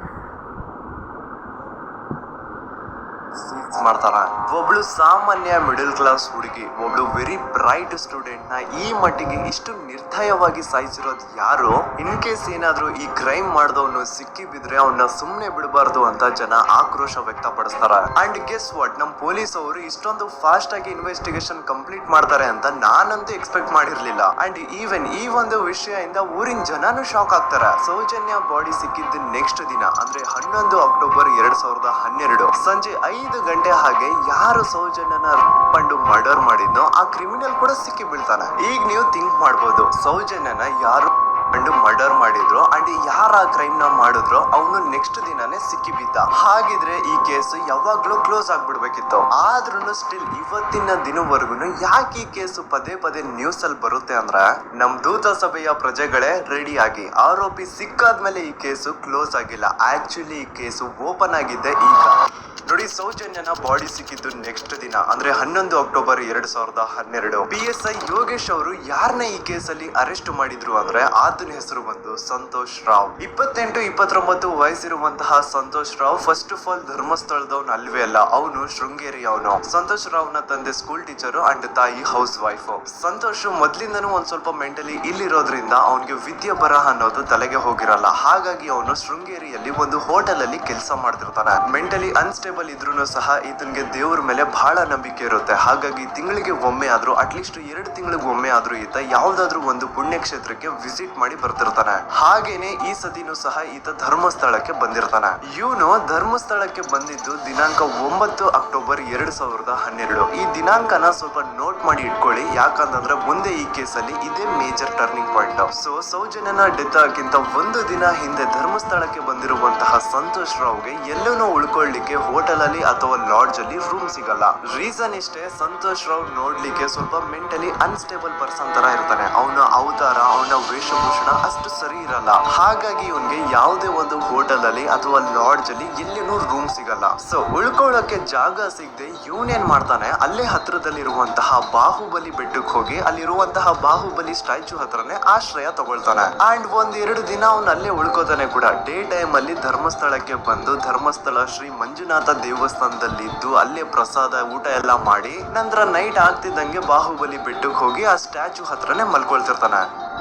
ಸೊ ಒಂದು ದಿನ ಅಂದ್ರೆ 11 ಅಕ್ಟೋಬರ್ 2012 ಸಂಜೆ 5 ಗಂಟೆ ಹಾಗೆ ಈ ಸಂತೋಷ್ ರಾವ್ ತನ್ನ ಪಾಡಿಗೆ ತಾನು ಆ ಬೆಟ್ಟದ ಮೇಲೆ ಕೂತ್ಕೊಂಡು ಸೀನರೀಸ್ ನ ಎಂಜಾಯ್ ಮಾಡ್ತಾ ಇರಬೇಕಾದ್ರೆ ಯಾರು ಅದೇ ಊರಿನ 5 ಜನ ಕಿಡಿಗೇಡಿಗಳು ಬಂದು ಇವನ ಹತ್ರ ಜಗಳ ತೆಗಿತಾರ. ಈ 5 ಜನ ಯಾರು ಅಂತ ನಂತರ ಹೇಳ್ತೇನೆ. ಸೊ ಈ 5 ಜನ ಕಿಡಿಗೇಡಿಗಳು ಸಂತೋಷ್ ರಾವ್ ಹತ್ರ ಜಗಳ ತೆಗೆದು ಅವನ್ನ ಅವಾಚ್ಯ ಶಬ್ದಗಳಿಂದ ಬೈದು ಅವನ್ನ ಹೊಡೆದು ಅಷ್ಟೇ ಸಾಲದೆ ಆ 5 ಜನ ಸಂತೋಷ್ ರಾವ್ನ ಪೊಲೀಸ್ ಸ್ಟೇಷನ್ಗೆ ಎಳ್ಕೊಂಡ್ ಬಂದು ಇವನು ನಾವು ಬಾಹುಬಲಿ ಬೆಟ್ಟಕ್ಕೆ ಅಂತ ಹೋಗಿದ್ರೆ ಅಲ್ಲಿ ನಮ್ಮ ಮೇಲೆ ಅಟ್ಯಾಕ್ ಮಾಡ್ದ, ಇವ್ನು ನೋಡ್ಲಿಕ್ಕೂ ಸಹ ಒಳ್ಳೆ ಸೈಕೋ ಕಿಲ್ಲರ್ ಇದ್ದಂಗಿದ್ದಾನೆ, ನಮ್ಗೆ ಯಾಕೋ ನಿನ್ನೆ ನಮ್ಮ ಊರಲ್ಲಿ ನಡೆದಿರುವಂತಹ ಘಟನೆ ಆ ಸೌಜನ್ಯನ ಪಂಡು ಮರ್ಡರ್ ಇವನೇ ಮಾಡಿದಾನೆ ಅಂತ ಡೌಟ್ ಬರ್ತಿದೆ ಅಂತ ಆ 5 ಜನ ಕಿಡಿಗೇಡಿಗಳು ಸಂತೋಷ್ ರಾವ್ನ ಪೊಲೀಸ್ ಅವ್ರ ಹತ್ರ ಹಾಕೊಡ್ತಾರ. ಅಂಡ್ ಪೊಲೀಸ್ ಅವರು ಕೂಡ ಎಂತವ್ರು ನೋಡಿ ಯಾರೋ 5 ಜನ ಕಿಡಿಗೇಡಿಗಳು ಬಂದು ಇವನೇ ಕೊಲೆ ಮಾಡಿದಾನೆ ಅಂತ ಹೇಳಿದ ತಕ್ಷಣ ಹಿಂದೆ ಮುಂದೆ ಕ್ರಾಸ್ ಚೆಕ್ ಮಾಡದೆ ಸಂತೋಷ್ ರಾವ್ನ ಅರೆಸ್ಟ್ ಮಾಡಿ ಸೌಜನ್ಯ ಕೇಸ್ನ ಆರೋಪಿ ಸಿಕ್ಕಿದಾನೆ ಅಂತ ಎಲ್ಲಾ ಕಡೆ ಘೋಷಣೆ ಮಾಡ್ಬಿಡ್ತಾರ. ಜನರಿಗೆ ಈ ಕಡೆ ಒಂಥರ ನೆಮ್ಮದಿ, ಓ ಬಿಡಪ್ಪ ನಮ್ ಪೊಲೀಸ್ ಅವ್ರಿಗೆ ತಮ್ಮ ಡ್ಯೂಟಿ ಮೇಲೆ ಎಷ್ಟೊಂದು ನಿಷ್ಠೆ ಇದೆ, ಒಂದೇ ದಿನದಲ್ಲಿ ಆರೋಪಿನ ಹಿಡಿದ್ಬಿಟ್ರಲ್ಲ ಅಂತ ಪೊಲೀಸ್ ಅವ್ರ ಮೇಲೆ ಫುಲ್ ಒಂಥರ ಹೊಗಳ್ತಾ ಇರ್ತಾರೆ. ಆದ್ರೆ ಪಾಪ ಜನರಿಗೆ ಎಲ್ಲಿ ಗೊತ್ತಿತ್ತು ಈ ಕೇಸ್ ನ ರಿಯಲ್ ಆರೋಪಿ ಬೇರೆ ಯಾರೋ ಇದಾರೆ, ಪೊಲೀಸ್ ಅವರೇ ಈ ಕೇಸ್ ನ ಮಿಸ್ಲೀಡ್ ಮಾಡೋದಕ್ಕೆ ಸುಮ್ನೆ ಸಂತೋಷ್ ನ ಅರೆಸ್ಟ್ ಮಾಡಿದ್ದಾರೆ ಅಂತ. ಸೊ ಸಂತೋಷ್ ರಾವ್ ಒಂದು ಹುಡುಗಿಯ ರೇಪ್ ಅಂಡ್ ಮರ್ಡರ್ ಕೇಸ್ ಅಲ್ಲಿ ಅರೆಸ್ಟ್ ಆಗಿದ್ದಾನೆ ಅನ್ನೋ ವಿಷಯ ಸಂತೋಷ್ ನ ತಾಯಿ ಗೊತ್ತಾದಾಗ ಅವ್ರ ಪಾಪ ನೋವಲ್ಲಿ ಕೊರ್ಗಿ ಸಾಯ್ತಾರ. ಅಂಡ್ ಇನ್ನು ಅವ್ರ ತಂದೆ ಒಂದು ಕಡೆ ಪಾಪ ಹೆಂಡತಿನ ಕಳ್ಕೊಂಡಿರುವಂತಹ ನೋವು, ಇನ್ನೊಂದು ಕಡೆ ಮಗ ನೋಡಿದ್ರೆ ಯಾವ್ದೋ ಫಾಲ್ಸ್ ಕೇಸ್ ಅಲ್ಲಿ ಅರೆಸ್ಟ್ ಆಗಿದಾನೆ. ಈ ಕಡೆ ಕೇಸ್ ನ ಇನ್ವೆಸ್ಟಿಗೇಷನ್ ನಡೀತಾ ಇದೆ. ಅಂಡ್ ಇಲ್ಲಿ ನಾನು PSI ಯೋಗೇಶ್ ಅವ್ರ ಬಗ್ಗೆ ಅಂತೂ ಮೆನ್ಷನ್ ಮಾಡ್ಲೇಬೇಕು. ಈ ಪೊಲೀಸ್ ಆಫೀಸರು ಗೊತ್ತಿದ್ದು ಈ ತಪ್ಪನ ಮಾಡಿದ್ರು ಅಥವಾ ಗೊತ್ತಿಲ್ದೇನೆ ಈ ತಪ್ಪನ ಮಾಡಿದ್ರು ನನ್ಗಂತೂ ಗೊತ್ತಿಲ್ಲ. ಸೊ ಇವ್ರು ಏನ್ ಮಾಡ್ತಾರೆ ಅಂತಂದ್ರೆ ಸೌಜನ್ಯನ ಬಾಡಿನ ಪೋಸ್ಟ್ ಮಾರ್ಟಮ್ಗೆ ಕಳಿಸಿದಾಗ ಡಾಕ್ಟರ್ಸ್ ಹಂಗೋ ಹಿಂಗೋ ಮಾಡಿ ಇಂದ ಕೆಲವೊಂದು ಸ್ಪಾಮ್ ನ ಸ್ಯಾಂಪಲ್ಸ್ ಕಲೆಕ್ಟ್ ಮಾಡ್ತಾರೆ. ಅದನ್ನ ಅವರು PSI ಯೋಗೇಶ್ಗೆ ಕೊಟ್ಟು ಇದನ್ನ ವಿತಿನ್ 72 ಅವರ್ಸ್ ಒಳಗಡೆ ಇನ್ನೊಂದು ಲ್ಯಾಬ್ ಗೆ ಸಬ್ಮಿಟ್ ಮಾಡಿ ಅಂತ ತುಂಬಾ ಕ್ಲಿಯರ್ ಆಗಿ ಹೇಳ್ತಾರೆ. ಆದ್ರೆ PSI ಯೋಗೇಶ್ ಆ ಸ್ಪಾಮ್ ಸ್ಯಾಂಪಲ್ಸ್ ನ ವಿತಿನ್ 72 ಅವರ್ಸ್ ಒಳಗಡೆ ಲ್ಯಾಬ್ ಕಳ್ಸೋದಿರ್ಲಿ, ಅದನ್ನ 12 ದಿನ ಆದ್ಮೇಲೆ ಲ್ಯಾಬ್ ಕಳಿಸ್ತಾರೆ. ಅಷ್ಟೊತ್ತಿಗೆ ಆಲ್ರೆಡಿ ಆ ಸ್ಪಾಮ್ ಸ್ಯಾಂಪಲ್ಸ್ ಗೆಲ್ಲ ಫಂಗಸ್ ಹಿಡಿದು ಅದು ಅನ್ಫಿಟ್ ಫಾರ್ ಟೆಸ್ಟಿಂಗ್ ಅಂತ ಬರುತ್ತೆ. ಈಗ ನೀವೇ ಹೇಳಿ, ಎಂತ ಡಂಬೆಸ್ಟ್ ಪರ್ಸನ್ ಪೊಲೀಸ್ ಆಫೀಸರ್ ಆಗಿದ್ರು ಅವನ ಹತ್ರ ಒಂದು ಮರ್ಡರ್ ಕೇಸ್ ಬಂದಾಗ ಅವನ ಹತ್ರ ಇರೋ ಮೇನ್ ಸಾಕ್ಷಿನೇ, ಮೇನ್ ಎವಿಡೆನ್ಸ್ ಆ ಹುಡುಗಿಯ ಇಂದ ಕಲೆಕ್ಟ್ ಆಗುವಂತಹ ಸ್ಪರ್ಮ್ ಸ್ಯಾಂಪಲ್ಸ್. ಸೊ ಅದನ್ನ ಮೊದಲು ಲ್ಯಾಬ್ ಕಳಿಸಿ ಅದನ್ನ ಐಡೆಂಟಿಫೈ ಮಾಡೋದು ಪೊಲೀಸ್ ಅವರ ಫಸ್ಟ್ ಡ್ಯೂಟಿ. ಆದ್ರೆ ಇಲ್ಲಿ PSI ಯೋಗೇಶ್ ಅವರು ಇದನ್ನೇ ಮರ್ತು ಹೋದ್ರು ಅಂತ ನೋಡಿ. ಯಾವುದೇ ಒಂದು ಕೇಸ್ ಅಲ್ಲಿ ಪೊಲೀಸ್ ಅವರು ಆದಷ್ಟು ಎವಿಡೆನ್ಸ್ ನ ಕಲೆಕ್ಟ್ ಮಾಡೋದಕ್ಕೆ ಟ್ರೈ ಮಾಡ್ತಾರೆ.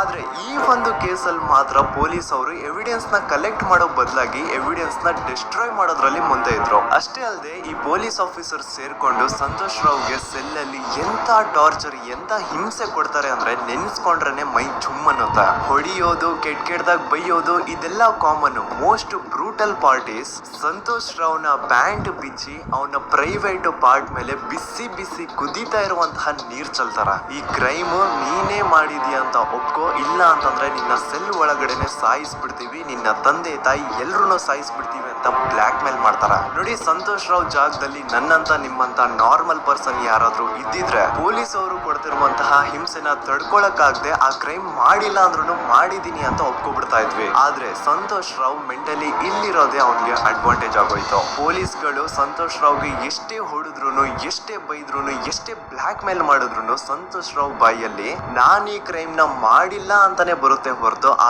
ಕ್ರೈಮ್ ನ ಅವನು ಒಪ್ಕೊಳ್ಳೋದೇ ಇಲ್ಲ. ದೆನ್ ಕೋರ್ಟ್ ಟ್ರಯಲ್ಸ್ ಸ್ಟಾರ್ಟ್ ಆಗುತ್ತೆ. ಈ ಕ್ರೈಮ್ ನ ಸಂತೋಷೇ ಮಾಡಿದಾನೆ ಅಂತ ಸೌಜನ್ಯ ಕಡೆಯ ಲಾಯರ್ ವಾದ ಮಾಡ್ತಾನೆ. ಅದಕ್ಕೆ ಆಪೋಸಿಟ್ ಆಗಿ ಸಂತೋಷ್ ರಾವ್ ಕಡೆಯಿಂದ ಒಬ್ರು ಲಾಯರ್ ಇಲ್ಲ ಸಂತೋಷ್ ರಾವ್ ಈ ಕ್ರೈಮ್ ನ ಮಾಡ್ಲಿಕ್ಕೆ ಸಾಧ್ಯನೇ ಇಲ್ಲ ಅಂತ ವಾದ ಮಾಡ್ತಿರ್ತಾರೆ. ಅಂಡ್ ಕೋರ್ಟ್ ಇಂದ ಆಚೆಗಡೆ ಸಂತೋಷ್ ರಾವ್ ನ ಅಗೇನ್ಸ್ಟ್ ಸ್ಟೂಡೆಂಟ್ಸ್ ಪ್ರೊಟೆಸ್ಟ್ ನಡೆಯುತ್ತೆ, ಪಬ್ಲಿಕ್ ಪ್ರೊಟೆಸ್ಟ್ ನಡೆಯುತ್ತೆ. ಅರೆಸ್ಟ್ ಆಗಿರುವಂತಹ ಸಂತೋಷ್ ರಾವ್ಗೆ ಗಲ್ಲಿಗೇರಿಸ್ರಿ ಅಂತ ಅವ್ರು ಡಿಮ್ಯಾಂಡ್ ಮಾಡ್ತಿರ್ತಾರೆ. ಸೊ ಹೀಗೆ ಒಂದು 2-3 ವರ್ಷ ಕಳೆದು ಹೋಗುತ್ತೆ. ನಂತರ ಒಂದು ಕೋರ್ಟ್ ಟ್ರಯಲ್ ಅಲ್ಲಿ ಸಂತೋಷ್ ರಾವ್ ಪರವಾಗಿ ಹೋರಾಡ್ತಿದ್ದಂತಹ ಲಾಯರ್ ಯಾಕೆ ಈ ಕೇಸ್ ಕೇಸಲ್ಲಿ ಸಂತೋಷ್ ಆರೋಪಿ ಅಲ್ಲ ಅಂತ ಪ್ರೂವ್ ಮಾಡ್ಲಿಕ್ಕೆ ಕೆಲವೊಂದು ಪಾಯಿಂಟ್ಸ್ ನ ಮುಂದೆ ಇಡ್ತಾರೆ. ಅದೇನಂತಂದ್ರೆ ಮೊದಲನೇದಾಗಿ ಸಂತೋಷ್ ರಾವೇ ಈ ಕ್ರೈಮ್ ನ ಮಾಡಿದಾನೆ ಅಂತ ಒಬ್ರು ಒಂದೂನು ಐ ವಿಟ್ನೆಸ್ ಇರಲ್ಲ. ಇನ್ನೊಂದೇನು ಅಂತಂದ್ರೆ ಯಾವೊಂದು ಕಂಡೀಷನ್ ಅಲ್ಲಿ, ಯಾವೊಂದು ಬ್ರೂಟಲ್ ಕಂಡೀಷನ್ ಅಲ್ಲಿ ಸೌಜನ್ಯನ ಬಾಡಿ ಸಿಕ್ಕಿತ್ತೋ ಅದನ್ನ ಗಮನದಲ್ಲಿಟ್ಕೊಂಡು ಸ್ವಲ್ಪ ಪ್ರಾಕ್ಟಿಕಲ್ ಆಗಿ ಥಿಂಕ್ ಮಾಡಿದ್ರೆ ಆ ಒಂದು ಭೀಕರ ಕ್ರೈಮ್ ನ ಒಬ್ನೇ ಮಾಡ್ಲಿಕ್ಕೆ ಸಾಧ್ಯನೇ ಇಲ್ಲ. ಇನ್ನೊಂದು ಪಾಯಿಂಟ್ ಏನು ಅಂತಂದ್ರೆ ಸೌಜನ್ಯನ ಇಂದ ಪೊಲೀಸ್ ಅವ್ರಿಗೆ ಯಾವುದೇ ಸ್ಪರ್ಮ್ ಸ್ಯಾಂಪಲ್ ಸಿಗ್ಬಾರ್ದು ಅಂತ 6 ಇಂಚು ಅಷ್ಟು ಮಣ್ಣು ಹಾಕಿರ್ತಾರೆ. ಸೊ ಈಗ ನೀವೇ ಹೇಳಿ, ಮೆಂಟಲಿ ಇಲ್ಲಿರುವಂತಹ ಪರ್ಸನ್ಗೆ ಇಷ್ಟೊಂದು ಬುದ್ಧಿವಂತಿಕೆ ಇರುತ್ತಾ? ಅನ್ಕೊಳ್ಳಿ, ಅಷ್ಟೊಂದು ಬುದ್ಧಿವಂತಿಕೆ ಅವ್ನಿಗಿದ್ರು ಆ ಕ್ರೈಮ್ ಮಾಡಾದ್ಮೇಲೆ ಅವನ ಆ ಊರಿಂದ ಓಡ್ ಹೋಗ್ಬೋದಾಗಿತ್ತು. ಆದ್ರೆ ಮತ್ತ್ಯಾಕೆ ಅವನು ಅದೇ ಊರಲ್ಲೇ ಇರ್ತಾನೆ? ಅಂಡ್ ಸೌಜನ್ಯ ಕೊನೆಯದಾಗಿ ಪ್ರಕೃತಿ ಹಾಸ್ಪಿಟಲ್ ಮುಂದ್ಗಡೆಯಿಂದ ನಡ್ಕೊಂಡು ಹೋಗ್ತಾ ಇರ್ಬೇಕಾದ್ರೆ ಆ ಪ್ರಕೃತಿ ಹಾಸ್ಪಿಟಲ್ ನ ಸೆಕ್ಯೂರಿಟಿ ಗಾರ್ಡ್ ನೋಡ್ತಾನೆ. ಅಂಡ್ ಪ್ರಕೃತಿ ಹಾಸ್ಪಿಟಲ್ ನ ಆಚೆಗಡೆ CCTV ಕ್ಯಾಮರಾನು ಇರುತ್ತೆ. ಸಡನ್ಲಿ ಆ CCTV ಫುಟೇಜ್ ಕೂಡ ಕಾಣೆ ಆಗ್ಬಿಡುತ್ತಾ. ಇನ್ನೊಂದೇನು ಅಂತಂದ್ರೆ ಸೌಜನ್ಯನ ಬಂಡು ಮರ್ಡರ್ ಆಗಿದ್ದು ನೆಕ್ಸ್ಟ್ ದಿನಾನೇ ಪೊಲೀಸ್ ಅವರು ಆರೋಪಿನ ಹಿಡಿದ್ರು. ಸೊ ಹಾಗಿದ್ದಾಗ ಆ ಆ್ಯಕ್ಚುಲಿ ಇಲ್ಲ ಹೇಳಿದ್ರು ಅಷ್ಟು ಒಂದೇ ವ್ಯಕ್ತಿ ಅಷ್ಟು ಮಾಡೋಕ್ಕಾಗಲ್ಲ. ಅದು ಪಾಯಿಂಟ್ ನಮಗೆಲ್ಲರಿಗೂ ಅರ್ಥ ಆಗೇ ಆಗುತ್ತೆ. ಅದು ಫ್ಯಾಕ್ಟ್. ಅದು ಒಬ್ಬರೇ ಅಷ್ಟು ತಲೆ ಓಡಿಸೋಕ್ಕೆ ಯಾರಿಗೂ ಆಗಲ್ಲ.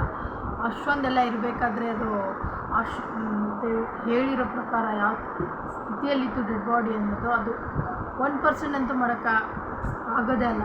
ಒಬ್ಬರು ಮಾಡೋದಂದರೆ ಸಾಧ್ಯನೇ ಇಲ್ಲ ಅದು. ಆ್ಯಂಡ್ ರಿಯಾಲಿಟಿ ಅದನ್ನೇ ಹೇಗೆ CCTV ಎಲ್ಲ ಡಿಲೀಟ್ ಆಗಿದೆ, ಅದೆಲ್ಲ ನಿಜ. ಅದೆಲ್ಲ ನಾವು ಯೋಚನೆ ಮಾಡೋದೇ ಇರ್ತೇವೆ. ಸೊ ಇದನ್ನೆಲ್ಲ ನೋಡಿ ಏನು ಅನಿಸ್ತದೆ ಅಂದರೆ ಯಾರೋ ತುಂಬ ತಲೆ ಇರೋರೇ ಮಾಡಿದ್ದಾರೆ ಅನ್ನೋ ಥರನೇ ಇದೆಲ್ಲ ಇರೋದು. ಆ್ಯಕ್ಚುಲಿ ನೋಡೋಣ ಇನ್ನು ತುಂಬ ತುಂಬ ಡೀಟೇಲಾಗಿ ಹೇಳ್ತಾ ಇದ್ದಾರೆ. ನಾವು ಇನ್ನೂ ಡೀಟೇಲಾಗಿ ನೋಡೋಣ ಏನಿದೆ, ಯಾವ ಥರ ಹೆಂಗೆ ಏನು ಅಂತ. ನಿಜ ಹೇಳ್ತೀನಿ, 2 ನಿಮಿಷ ಯೋಚನೆ ಮಾಡಿದ್ರೆ ತುಂಬ ಏನು ಹೇಳ್ತಾರಲ್ಲ ಫುಲ್ಲು ಭಯ ಆಗೋಗ್ಬಿಡುತ್ತೆ. ಈ ಥರ ಹೆಂಗೆ ಏನು ಅಂದರೆ ಹೇಳೋಕ್ಕಾಗಲ್ಲ, ಎಕ್ಸ್ಪ್ಲೇನ್ ಮಾಡೋಕ್ಕಾಗಲ್ಲ. ಬಟ್ ಆದರೂ ಕೂಡ ಪೂರ್ತಿ ನಾವು ನೋಡೋಣ, ಫುಲ್ ನೋಡೋಣ. ನಾನು ನಿಮ್ಮ ಹತ್ರ ಪದೇ ಕೇಳ್ಕೊಳ್ಳೋದು ಏನಂದರೆ 15 ವರ್ಷದಿಂದ ಅನ್ಸೋಲ್ಡ್ ಆಗಿರೋ ಕೇಸ್ಗೆ ಆಲ್ಮೋಸ್ಟ್ ಎಲ್ಲರೂ ಸೇರಿ ಒಂದು ಇದು ಮಾಡಿ ಆಲ್ಮೋಸ್ಟ್ ಸೋಷಿಯಲ್ ಮೀಡಿಯಾದಲ್ಲಿ ಆಲ್ಮೋಸ್ಟ್ ಎಲ್ಲ ಕಡೆ ಶೇರ್ ಮಾಡಿ ಇಷ್ಟು ಮಾಡಿ ಅಂದರೆ ಇದಕ್ಕೆ ಒಂದಲ್ಲ ಒಂದು ರೆಸ್ಪಾನ್ಸ್ ಸಿಗಬೇಕು ಅನ್ನೋ ಥರ ಮಾಡಿ ಪ್ಲೀಸ್. ಮಾಡಿರುವಂತಹ ಸ್ಪರ್ಮ್ ಸ್ಯಾಂಪಲ್ಸ್ ನ ಲ್ಯಾಬ್ಗೆ ಕಳಿಸಿ ಇವನೇ ಆರೋಪಿ ಅಂತ ಕನ್ಫರ್ಮ್ ಮಾಡೋ ಬದಲಾಗಿ ಯಾಕೆ ಪೊಲೀಸ್ ಅವರು ಆ ಸ್ಪರ್ಮ್ ಸ್ಯಾಂಪಲ್ಸ್ ನ ತಮ್ಮ ಹತ್ರನೇ ಇಟ್ಕೊಂಡು 12 ದಿನವರೆಗೂ ಅದಕ್ಕೆ ಫಂಗಸ್ ಹಿಡಿಯೋವರೆಗೂ ಕಾದು ಆಮೇಲೆ ಅದನ್ನ ಲ್ಯಾಬ್ ಕಳಿಸಿದ್ರು? ಅಂಡ್ ಮೇನ್ ಇಂಪಾರ್ಟೆಂಟ್ ಆಗಿ ಸಂತೋಷ್ ರಾವ್ಗೆ ಒಂದು ಗುಪ್ತ ರೋಗ ಇರುತ್ತೆ, ಅದೇ ಫಿಮೋಸಿಸ್ ಅಂತ. ಈ ಕಾಯಿಲೆ ಏನು ಅಂತ ನಾನು ಈ ವಿಡಿಯೋದಲ್ಲಿ ಡೀಟೇಲ್ಡ್ ಆಗಿ ಎಕ್ಸ್ಪ್ಲೇನ್ ಮಾಡ್ಲಿಕ್ಕೆ ಆಗಲ್ಲ. ಜಸ್ಟ್ ತಿಳ್ಕೊಳ್ಳಿ, ಈ ಒಂದು ಕಾಯಿಲೆ ಇರೋರು ಇಂಟಿಮಸಿ ಮಾಡ್ಲಿಕ್ಕೆ ಆಗಲ್ಲ. ಇನ್ ಕೇಸ್ ಮಾಡಿದ್ರು ಅವರು ಸುಖ ಅಲ್ಲ ನರಕ ಕಾಣ್ತಾರ. ಸೊ ಇಷ್ಟೆಲ್ಲ ವ್ಯಾಲಿಡ್ ಪಾಯಿಂಟ್ಸ್, ಇಷ್ಟೆಲ್ಲ ಫ್ಯಾಕ್ಟ್ಸ್ ಕಣ್ ಮುಂದೆ ಇರಬೇಕಾದ್ರೆ ಸ್ಟಿಲ್ ಪೊಲೀಸ್ ಅವರು ಯಾಕೆ ಈ ಕ್ರೈಮ್ ನ ಸಂತೋಷ್ ರಾವೇ ಮಾಡಿದಾನೆ ಅಂತ ಇವನ್ ಹಿಂದೆ ಬಿದ್ದಿದ್ದಾರೆ? ಯಾಕೆ ಅವರು ಈ ಕ್ರೈಮ್ ಇವನ್ ಬಿಟ್ರೆ ಬೇರೆ ಯಾರಾದ್ರೂ ಮಾಡಿರ್ಬೋದಲ್ಲ ಅಂತ ಆ ಆಂಗಲ್ ಅಲ್ಲಿ ಇನ್ವೆಸ್ಟಿಗೇಷನ್ ಮಾಡ್ತಿಲ್ವಲ್ಲ ಅಂತ ಪೊಲೀಸ್ ಅವರ ಇನ್ವೆಸ್ಟಿಗೇಷನ್ ಮೇಲೆ ಈಗ ಕ್ವಶನ್ ಬರುತ್ತೆ. So after hearing all of this ಎಲ್ಲರಿಗೂ ಈಗ ಪೊಲೀಸ್ ಅವರ ಇನ್ವೆಸ್ಟಿಗೇಷನ್ ಮೇಲೆ ಡೌಟ್ ಬರುತ್ತೆ. ಅಂಡ್ ಈವನ್ ಸೌಜನ್ಯ ಅವ್ರ ಮನೆಯವರು ಕೂಡ ನಿಜವಾದ ಆರೋಪಿ ಸಂತೋಷ್ ಅಲ್ಲ ಅಂತ ತಮ್ಮ ಅಭಿಪ್ರಾಯನ ವ್ಯಕ್ತಪಡಿಸ್ತಾರೆ. ಆಗ ಅಲ್ಲಿವರೆಗೂ ಸಂತೋಷ್ ರಾವ್ನ ಗಲ್ಲಿಗೇರಿಸಿ ಅಂತ ಏನು student protest and public protest ಎಲ್ಲ ನಡೀತಾ ಇತ್ತು, ಈಗ ಅದೆಲ್ಲ ನಿಂತು ಹೋಗಿ ಎಲ್ಲಾ ಹೇಟ್ರೇಟ್ ಪೊಲೀಸ್ ಅವ್ರ ಕಡೆಗೆ ಹೋಗುತ್ತಾರೆ. ಪೊಲೀಸ್ ಅವರು ಈ ಕೇಸಲ್ಲಿ ಕರಪ್ಟ್ ಆಗಿದ್ದಾರೆ, ಪೊಲೀಸ್ ಅವರೇ ಸತ್ಯ ಮುಚ್ಚಿಡ್ಲಿಕ್ಕೆ ಟ್ರೈ ಮಾಡ್ತಿದ್ದಾರೆ. ಹಾಗಾಗಿ ಈ ಕೇಸ್ ನ ಇನ್ ಮುಂದೆ ಪೊಲೀಸ್ ಅವರಲ್ಲದೆ CBI ಅವರು ಇನ್ವೆಸ್ಟಿಗೇಷನ್ ಮಾಡಬೇಕು, ಈ ಕೇಸ್ ನ CBI ಒಪ್ಸಿ ಅಂತ ಅಗೇನ್ ಪ್ರೊಟೆಸ್ಟ್ ಗಳು ಸ್ಟಾರ್ಟ್ ಆಗ್ತವೆ. ಸೊ ಧರ್ಮಸ್ಥಳದಲ್ಲಿ ಇಷ್ಟೊಂದು ಹೋರಾಟಗಳಾಗ್ತಿದಾವೆ, ಒಬ್ಳು ಹುಡುಗಿ ಜೊತೆ ಇಷ್ಟೊಂದು ಅನ್ಯಾಯ ಆಗಿದೆ, ಆದ್ರೂ ಸಹ ಧರ್ಮಾಧಿಕಾರಿ ಏನು ಮಾತೇ ಆಡ್ತಿಲ್ವಲ್ಲ ಈ ಹುಡುಗಿ ಬಗ್ಗೆ ಅಂತ ಜನರು ಪ್ರಶ್ನೆ ಮಾಡಿದಾಗ ಆಗ ಧರ್ಮಾಧಿಕಾರಿನೂ ಜನರು ಮುಂದೆ ಬಂದ್ಬಿಟ್ಟು ಈ ಕೇಸ್ ನ CBI ಒಪ್ಸಿ ಅಂತ ಹೋರಾಟ ಮಾಡ್ತಾರ. ನಂತರ ಈ ಒಂದು ಕೇಸು ಪೊಲೀಸ್ ಅವರಿಂದ CBI ಕೈಗೆ ಹೋಗುತ್ತೆ. CBI ಕೈಗೆ ಹೋಗಿದ ತಕ್ಷಣ ಇಲ್ಲೇನು ಸತ್ಯ ಹೊರಗೆ ಬಂದಿಲ್ಲ. ಆ CBI ಅವರು 3-4 ವರ್ಷ ಟೈಮ್ ತಗೊಂಡು ಮತ್ತೆ ಈ ಒಂದು ಕೇಸ್ ನ ಇನ್ವೆಸ್ಟಿಗೇಷನ್ ಮಾಡ್ತಾರ. ಆದ್ರೆ ಅಲ್ಲಿ ಏನು ಇನ್ವೆಸ್ಟಿಗೇಷನ್ ಮಾಡ್ಲಿಕ್ಕೆ ಉಳಿದೇ ಇರಲ್ಲ. ಆ ಪೊಲೀಸ್ ಅವರು ಅವ್ರ ಕೈಯಲ್ಲಿ ಈ ಕೇಸು ಇದ್ದಷ್ಟು ದಿನ ಎಷ್ಟಾಗುತ್ತೋ ಅಷ್ಟು ಎವಿಡೆನ್ಸ್ ನ ಡಿಸ್ಟ್ರಾಯ್ ಮಾಡ್ಬಿಟ್ಟಿರ್ತಾರ. ಸೊ ಹಾಗಾಗಿ ಅಲ್ಲಿ CBI ಅವ್ರಿಗೆ ಇನ್ವೆಸ್ಟಿಗೇಷನ್ ಮಾಡ್ಲಿಕ್ಕೆ ಏನು ಉಳಿದೇ ಇರಲ್ಲ. ಆದ್ರೂ ಸ್ಟಿಲ್ ಅವರು 3-4 ಇಯರ್ಸ್ ಟೈಮ್ ತಗೊಂಡು ನಂತರ ಫೈನಲಿ ಒಂದು ರಿಪೋರ್ಟ್ ನ ಕೋರ್ಟ್ಗೆ ಸಬ್ಮಿಟ್ ಮಾಡ್ತಾರ. ಅಂಡ್ CBI ಅವರು ಕೋರ್ಟ್ಗೆ ಸಬ್ಮಿಟ್ ಮಾಡಿರುವಂತಹ ಆ ಒಂದು ರಿಪೋರ್ಟ್ ಅಲ್ಲಿ ಏನಿತ್ತು ಅಂದ್ರೆ CBI ಇನ್ವೆಸ್ಟಿಗೇಷನ್ ಕನ್ಫರ್ಮ್ಸ್ ದಟ್ ಈ ಒಂದು ಕ್ರೈಮ್ ನ ಸಂತೋಷ್ ರಾವೇ ಮಾಡಿದಾನೆ ಅಂತ. ಆದ್ರೆ ಐರಾನಿ ಈಸ್ ಇದೇ ಒಂದು ರಿಪೋರ್ಟ್ ಅಲ್ಲಿ ಇವ್ರು ಏನ್ ಹೇಳ್ತಾರೆ ಅಂದ್ರೆ ಅವ್ರಿಗೆ ಯಾವುದೇ ತರ ಎವಿಡೆನ್ಸ್ ಸಿಕ್ಕಿಲ್ಲ ಅಂತ. ಯಾಕಂದ್ರೆ ಈ ಸೌಜನ್ಯ ಕೇಸ್ ಪೊಲೀಸ್ ಅವ್ರ ಕೈಯಲ್ಲಿ ಇದ್ದಾಗ ಪೊಲೀಸ್ ಅವರು ತಮ್ಮ ನಿರ್ಲಕ್ಷ್ಯದಿಂದ ಎಲ್ಲಾ ಎವಿಡೆನ್ಸ್ ನ ಕಳ್ಕೊಂಡ್ಬಿಟ್ಟಿರ್ತಾರ. ಅಂತದ್ರಲ್ಲಿ ಯಾವ ಒಂದು ಆಧಾರದ ಮೇಲೆ ಇವರು ಸಂತೋಷ್ ರಾವೇ ಈ ಕ್ರೈಮ್ ನ ಮಾಡಿದ್ದಾರೆ ಅಂತ ಕ್ವಶನ್ ಮಾಡಿದಾಗ ಸಿಬಿಐ ಅವ್ರ ಕಡೆಯಿಂದ ನೋ ಆನ್ಸರ್. ನೋಡಿ, ಮೊದ್ಲು ಈ ಒಂದು ಕೇಸ್ ನ ಪೊಲೀಸ್ ಅವರು ಇನ್ವೆಸ್ಟಿಗೇಷನ್ ಮಾಡಿ ನಂತರ ಈ ಒಂದು ಕೇಸ್ ಸಿಬಿಐ ಅವ್ರ ಕೈಗೆ ಹೋಗಿ ಅವರು 3-4 ವರ್ಷ ಟೈಮ್ ತಗೊಂಡು ಇನ್ವೆಸ್ಟಿಗೇಷನ್ ಮಾಡಿ ದೆನ್ ಫೈನಲ್ ರಿಪೋರ್ಟ್ ನ ಕೋರ್ಟ್ ಗೆ ಸಬ್ಮಿಟ್ ಮಾಡೋಷ್ಟ್ರಲ್ಲಿ ಸುಮಾರು 5-6 ವರ್ಷ ಕಳೆದು ಹೋಗಿರುತ್ತೆ. ಅಂಡ್ ಸ್ಟಿಲ್ ಈ ಒಂದು ಕೇಸ್ ಅಲ್ಲಿ ಏನೋ ಕನ್ಕ್ಲೂಷನ್ ಸಿಕ್ಕಿರಲ್ಲ. ಎವ್ರಿ ಇಯರ್ ಸೌಜನ್ಯನ ಬರ್ತ್ಡೇ ಇದ್ದಾಗ ಅಥವಾ ತಿಥಿ ಇದ್ದಾಗ ಅವಳನ್ನ ನೆನೆಸ್ಕೊಂಡು ಅವಳ ಹೆಸರಲ್ಲಿ public protest and student protest ನಡೀತಾನೆ ಇರ್ತವೆ. ಸೊ ಒಂದು ದಿನ ಈ ಒಂದು ಪ್ರೊಟೆಸ್ಟ್ ಗಳ ನ್ಯೂಸ್ ಗಿರೀಶ್ ಮುಟ್ಟಣ್ಣನವರ ಗಮನಕ್ಕೆ ಬರುತ್ತೆ. ಯಾರು ಈ ಗಿರೀಶ್ ಮುಟ್ಟಣ್ಣನವರ ಅಂದ್ರೆ ಇವರು very honest X police man. ನೀವು ನಂಬಲ್ಲ, ಇವ್ರು ಪೊಲೀಸ್ ಆಫೀಸರ್ ಇದ್ದಾಗ ಪಬ್ಲಿಕ್ ಅಲ್ಲಿ ಒಬ್ಬ MLA ಹೊಡೆದಿರ್ತಾರ. ಅಷ್ಟೇ ಅಲ್ಲ, ಪೊಲೀಸ್ ಡಿಪಾರ್ಟ್ಮೆಂಟ್ ಅಲ್ಲಿ ಕರಪ್ಷನ್ ಇದೆ, ಕರಪ್ಷನ್ ಇದ್ದಿದ್ ಕಡೆ ನಾನ್ ಇರಲ್ಲ ಅಂತ ಹೇಳ್ಬಿಟ್ಟು ತಮ್ಮ ಪೊಲೀಸ್ ಡ್ಯೂಟಿನ ಬಿಟ್ಬಿಟ್ಟು ಈಗ ಸಮಾಜದಲ್ಲಿ ಏನೇ ಅನ್ಯಾಯ ಆಗಿದ್ರು ಅದ್ರ ಅಗೇನ್ಸ್ಟ್ ವಾಯ್ಸ್ ರೈಸ್ ಮಾಡ್ತಿದಾರ. ಸೊ ಈ ಗಿರೀಶ್ ಮುಟ್ಟಣ್ಣನವರಿಗೆ ಸೌಜನ್ಯ ಕೇಸ್ ಬಗ್ಗೆ ಗೊತ್ತಾದಾಗ ಅವ್ರಿಗೆ ಈ ಕೇಸು ತುಂಬಾನೇ ಕಾಡುತ್ತೆ. ಅಲ್ಲ, ಇಷ್ಟೊಂದು ವರ್ಷಗಳಾಗೋಯ್ತು ಆ ಹುಡುಗಿ ಜೊತೆ ಅನ್ಯಾಯ ಆಗಿ, ಸ್ಟಿಲ್ ಈ ಒಂದು ಕೇಸ್ ನ ಕನ್ಕ್ಲೂಷನ್ ಸಿಗ್ತಿಲ್ವಲ್ಲ, ಏನ್ ನಡೀತಿದೆ ಧರ್ಮಸ್ಥಳದಲ್ಲಿ ಅರ್ಥ ಆಗ್ತಿಲ್ವಲ್ಲ ಅಂತ ಈ ಗಿರೀಶ್ ಅವರು ತಮ್ಮ ಹಳೆ ಪೊಲೀಸ್ ಕಾಂಟ್ಯಾಕ್ಟ್ಸ್ ನ ಯೂಸ್ ಮಾಡ್ಕೊಂಡು ಆ ಸೌಜನ್ಯ ಕೇಸ್ ಫೈಲ್ ನ ಒಂದು ಕಾಪಿನ ತಮ್ಮ ಹತ್ರ ತರಿಸ್ಕೋತಾರ. ಆ ಒಂದು ಕೇಸ್ ಫೈಲ್ ಅಲ್ಲಿ ಸೌಜನ್ಯ ಬಗ್ಗೆ ಅಷ್ಟೇ ಅಲ್ಲದೆ ಸಂತೋಷ್ ರಾವ್ ಬಗ್ಗೆನೂ ಇನ್ಫಾರ್ಮೇಶನ್ ಇರುತ್ತೆ. ಅಂಡ್ ಗಿರೀಶ್ ಅವರು ಸಂತೋಷ್ ಬಗ್ಗೆ ಇರುವಂತಹ ಇನ್ಫಾರ್ಮೇಶನ್ ನೋಡ್ತಾ ಇರ್ಬೇಕಾದ್ರೆ ಅವರು ಒಂದು ವಿಷಯನ ನೋಟಿಸ್ ಮಾಡ್ತಾರ. ಅದೇನಂತಂದ್ರೆ ಪೊಲೀಸ್ ಅವರು ಸಂತೋಷ್ ರಾವ್ ನ ಬರೀ ಸೌಜನ್ಯ ಕೇಸ್ ಅಲ್ಲಿ ಒಂದೇ ಫಿಟ್ ಮಾಡಿರಲ್ಲ, ಸೌಜನ್ಯ ಸಾಯೋಕ್ಕಿಂತ 20 ದಿನ ಹಿಂದೆ ಧರ್ಮಸ್ಥಳದಲ್ಲೇ ನಡೆದಿರುವಂತಹ ಒಂದು ಕ್ರೈಮ್ ಅಲ್ಲಿನೂ ಸಹ ಸಂತೋಷ್ ರಾವೇ ಆರೋಪಿ ಅಂತ ಮೆನ್ಷನ್ ಮಾಡಿರ್ತಾರ. ಸೊ ಸೌಜನ್ಯ ಕೇಸ್ ಬಿಟ್ಟು ಆ ಇನ್ನೊಂದು ಕೇಸ್ ಯಾವುದು, ಅದಕ್ಕೂ ಸಂತೋಷ್ಗೂ ಏನ್ ಸಂಬಂಧ, ಅದ್ರಲ್ಲಿ ಯಾಕೆ ಸಂತೋಷ್ನ ಪೊಲೀಸ್ ಅವರು ಫಿಟ್ ಮಾಡಿದ್ರು ಅಂತ ಪ್ರತಿಯೊಂದು ಹೇಳ್ತೀನಿ. ಆದ್ರೆ ನಾನಿಲ್ಲಿ ಯಾರ್ದು ರಿಯಲ್ ನೇಮ್ಸ್ ನ ಬಳಸಲ್ಲ. ಯಾಕಂದ್ರೆ ಮುಂದೆ ಕೇಸ್ ಅಲ್ಲಿ ತುಂಬಾ ದೊಡ್ಡ ಪವರ್ಫುಲ್ ವ್ಯಕ್ತಿಗಳ ಹೆಸರುಗಳು ಬರ್ತವೆ. ಅಂಡ್ ನನ್ ವಿಡಿಯೋ ಯೂಟ್ಯೂಬ್ ಇಂದ ಡಿಲೀಟ್ ಆಗೋದು ನನ್ಗೆ ಇಷ್ಟ ಇಲ್ಲ. ಹಾಗಾಗಿ ನಾನಿಲ್ಲಿ ಯಾರ್ದು ರಿಯಲ್ ನೇಮ್ಸ್ ನ ಬಳಸ್ತಿಲ್ಲ. ಬಟ್ ಯಾರ ಬಗ್ಗೆ ಹೇಳ್ತಿದ್ದೀನಿ ಅಂತ ಒಂದ್ ಸ್ವಲ್ಪ ನೀವೇ ಅರ್ಥ ಮಾಡ್ಕೊಳ್ಳಿ. ನೋಡಿ, ಧರ್ಮಸ್ಥಳದಲ್ಲಿ ಮಾಫಿಯಾ ಕೈಂಡ್ ಆಫ್ ನಡೆಸ್ತಿರುವಂತಹ ಒಂದು ವೆರಿ ಪವರ್ಫುಲ್ ಗೌಡ್ರು ಕುಟುಂಬ ಇದೆ. ಇವ್ರ ಹತ್ರ ಬೇಜನ್ ಆಸ್ತಿ, ಬೇಜನ್ ದುಡ್ಡು, ಬೇಜನ್ ಪವರ್, ಬೇಜನ್ ಇನ್ಫ್ಲೂಯೆನ್ಸ್ ಎಲ್ಲಾನು ಇದೆ. ಆ ಊರಲ್ಲಿ ಈ ಗೌಡ್ರು ಕುಟುಂಬದ್ದು ಎಷ್ಟೊಂದು ಕಂಟ್ರೋಲ್ ಇದೆ ಅಂತಂದ್ರೆ ಅವ್ರನ್ನ ಎದುರು ಹಾಕೊಳ್ಳೋವ್ರೆ ಯಾರು ಇಲ್ಲ. ಅಂಡ್ ಈ ಒಂದು ಗೌಡ್ರು ಕುಟುಂಬ ಒಂದು ಪ್ರೈವೇಟ್ ಟ್ರಸ್ಟ್ ಹೆಸರಲ್ಲಿ ಒಂದು ವೆರಿ ಪಾಪ್ಯುಲರ್ ದೇವಸ್ಥಾನನ ಸುಮಾರು ವರ್ಷಗಳಿಂದ ತಲೆ ಮಾರುಗಳಿಂದನೂ ನಡ್ಸ್ಕೊಂಡ್ ಬಂದಿರ್ತಾರ. ಅದೇ ಒಂದು ದೇವಸ್ಥಾನದಲ್ಲಿ 60 ವರ್ಷ ವಯಸ್ಸಾಗಿರುವಂತಹ ನಾರಾಯಣ ಅನ್ನೋ ಒಬ್ಬ ವ್ಯಕ್ತಿ ಮಾವುತನಾಗಿ ಕೆಲಸ ಮಾಡ್ತಿರ್ತಾನೆ. ನಾರಾಯಣ ಅವ್ರ ತಂದೆನೂ ಅದೇ ದೇವಸ್ಥಾನದಲ್ಲಿ ಮಾವುತಾಗಿ ಕೆಲಸ ಮಾಡ್ತಾ ಇದ್ರು, ಅವ್ರ ತಂದೆನೂ ಅದೇ ದೇವಸ್ಥಾನದಲ್ಲಿ ಮಾವುತಾಗಿ ಕೆಲಸ ಮಾಡ್ತಾ ಇದ್ರು. ಸೊ ಹೀಗೆ ತಲೆ ಮಾರುಗಳಿಂದ ಮಾವುತಾಗಿನೇ ನಾರಾಯಣನ ಕುಟುಂಬ ಆ ಒಂದು ದೇವಸ್ಥಾನದಲ್ಲಿ ಕೆಲಸ ಮಾಡ್ತಾ ಇರ್ತಾರೆ. ಸೊ ಒಮ್ಮೆ ತುಂಬಾ ವರ್ಷಗಳ ಹಿಂದೆ ನಾರಾಯಣ ಅವ್ರ ತಂದೆ ಆ ದೇವಸ್ಥಾನದಲ್ಲಿ ಮಾವುತಾಗಿ ಕೆಲಸ ಮಾಡ್ತಾ ಇರ್ಬೇಕಾದ್ರೆ ಆಗಿನ ದೇವಸ್ಥಾನದ ಧರ್ಮಾಧಿಕಾರಿ ಆ ಮಾವುತನ ಕೆಲಸದ ಮೇಲೆ ಇರುವಂತಹ ನಿಷ್ಠೆ, ಅವನ ನಿಯತ್ತು ಅಂಡ್ ತಲೆಮಾರುಗಳಿಂದ ಅವರು ದೇವಸ್ಥಾನಕ್ಕೆ ಸಲ್ಲಿಸ್ತಿರುವಂತಹ ಸೇವೆನ ಮೆಚ್ಚಿ ಆ ಧರ್ಮಾಧಿಕಾರಿ ಆ ನಾರಾಯಣ ಅವ್ರ ತಂದೆ ಆ ಮಾವುತನಿಗೆ ಒಂದು ಜಮೀನ್ ಕೊಡ್ತಾರೆ ಆಸ್ ಎ ಗಿಫ್ಟ್ ಆಗಿ. ಸೊ ಈಗ ಫ್ಲಾಶ್ ಬ್ಯಾಕ್ ಇಂದ ಒಂದ್ ಸ್ವಲ್ಪ ಮುಂದೆ ಬರುವ 2010-11ರಲ್ಲಿ ಯಾವ ಒಂದು ಜಮೀನ ಆಗಿನ ಧರ್ಮಾಧಿಕಾರಿ ನಾರಾಯಣ ಅವ್ರ ತಂದೆಗೆ ಆಸ್ ಎ ಗಿಫ್ಟ್ ಆಗಿ ಕೊಟ್ಟಿದ್ರು, ಈಗ ನಾರಾಯಣ ಅವ್ರ ತಂದೆ ಸತ್ ಹೋಗಿ ಆ ಒಂದು ಜಮೀನು ನಾರಾಯಣ ಹೆಸರಿಗೆ ಆಗಿರುತ್ತೆ. ಅಂಡ್ ಆಗಷ್ಟೇ ಗೊತ್ತಾಗುತ್ತೆ ಆ ಜಮೀನ ವೆರಿ ಆಪೋಸಿಟ್ ಒಂದು ದೊಡ್ಡ ಹೈವೇ ಬರ್ತಿದೆ ಅಂಡ್ ಅದರಿಂದ ಜಮೀನ ರೇಟು 10 ಪಟ್ಟು ಜಾಸ್ತಿ ಆಗುತ್ತೆ ಅಂತ. ಸೊ ಈ ವಿಷಯ ಗೊತ್ತಾಗಿ ನೋಡಿ, ದಾನ ಮಾಡದಂತಹ ಧರ್ಮಾಧಿಕಾರಿ ಅಂತೂ ಸತ್ ಹೋದ್ರು, ಆದ್ರೆ ಅವ್ರ ಮುಂದಿನ ಪೀಳಿಗೆ ಅವ್ರಿಗೆ ಈ ಜಮೀನ್ ಮೇಲೆ ಕಣ್ಬಿದ್ದು ನಾರಾಯಣ ಅವ್ರ ಹತ್ರ ಆ ಜಾಗನ ವಾಪಸ್ ಕೇಳ್ತಾರ. ಆದ್ರೆ ನಾರಾಯಣ ಕೊಡಲ್ಲ. ಇಲ್ಲ, ನಾನ್ ಯಾಕೆ ಕೊಡ್ಲಿ, ನಮ್ ತಂದೆಯಿಂದ ಸಿಕ್ಕಿರುವಂತಹ ಜಮೀನ್ ಇದು, ನಮ್ ತಂದೆಯ ಕೊನೆ ಗುರುತು ಇದು ನನ್ನ ಹತ್ರ ಇರೋದು, ಸೊ ಇದನ್ನ ನಾನು ಯಾವುದೇ ಕಾರಣಕ್ಕೂ ಬಿಟ್ಕೊಡಲ್ಲ ಅಂತ ಆ ಗೌಡ್ರು ಕುಟುಂಬನ ನಾರಾಯಣ ಎದುರು ಹಾಕೋತಾರ.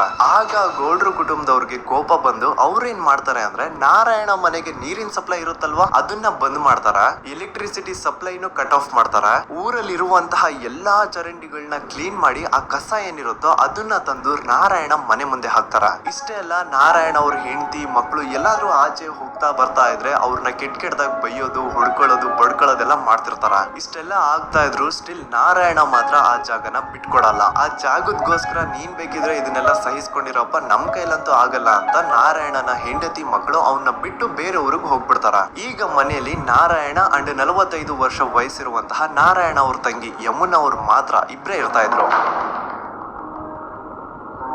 ಸೊ ಒಂದೊಳ್ಳೆ ಅವಕಾಶ ನೋಡ್ಕೊಂಡು 21 ಸೆಪ್ಟೆಂಬರ್ 2012 ಮನೆಯಲ್ಲಿ ನಾರಾಯಣ ಹಾಗೂ ಯಮುನಾ ಇರ್ಬೇಕಾದ್ರೆ ಯಾರೋ ಮನೆ ಒಳಗಡೆ ನುಗ್ಗಿ ನಾರಾಯಣನ್ಗೆ ಹೊಡೆದು ಯಮುನಾಗೂ ಸಹ ಹೊಡೆದು ನಂತರ ಅವಳು ಮಾಡಿ ದೆನ್ ನಾರಾಯಣ ಹಾಗೂ ಯಮುನನ ತಲೆನ ಒಂದು ರುಬ್ಬೋ ಗುಂಡಿಂದ ಚಚ್ಚಿ ಸಾಯಿಸ್ಬಿಡ್ತಾರ. ಈ ಕೊಲೆ ಆಗಿದ್ದು ಕಳ್ಳತನಗೋಸ್ಕರ ಅಂತ ಪೊಲೀಸ್ ಅವರು ತಮ್ಮ ರಿಪೋರ್ಟ್ ಅಲ್ಲಿ ಬರೀತಾರ. ಆದ್ರೆ ಪಾಯಿಂಟ್ ಏನ್ ಗೊತ್ತಾ, ಆ ಮನೇಲಿ ಒಂದ್ ಸ್ವಲ್ಪನೂ ಹಣ ಆಗ್ಲಿ ಅಥವಾ ಬಂಗಾರ ಆಗ್ಲಿ ಕಳ್ಳತನ ಆಗಿರಲ್ಲ. ಕಳ್ಳತನ ಆಗಿರೋದು ಕೇವಲ ಆ ಮೇನ್ ರೋಡ್ ಅಲ್ಲಿ ಇದ್ದಂತಹ ಪ್ರಾಪರ್ಟಿ ಪೇಪರ್ಸ್.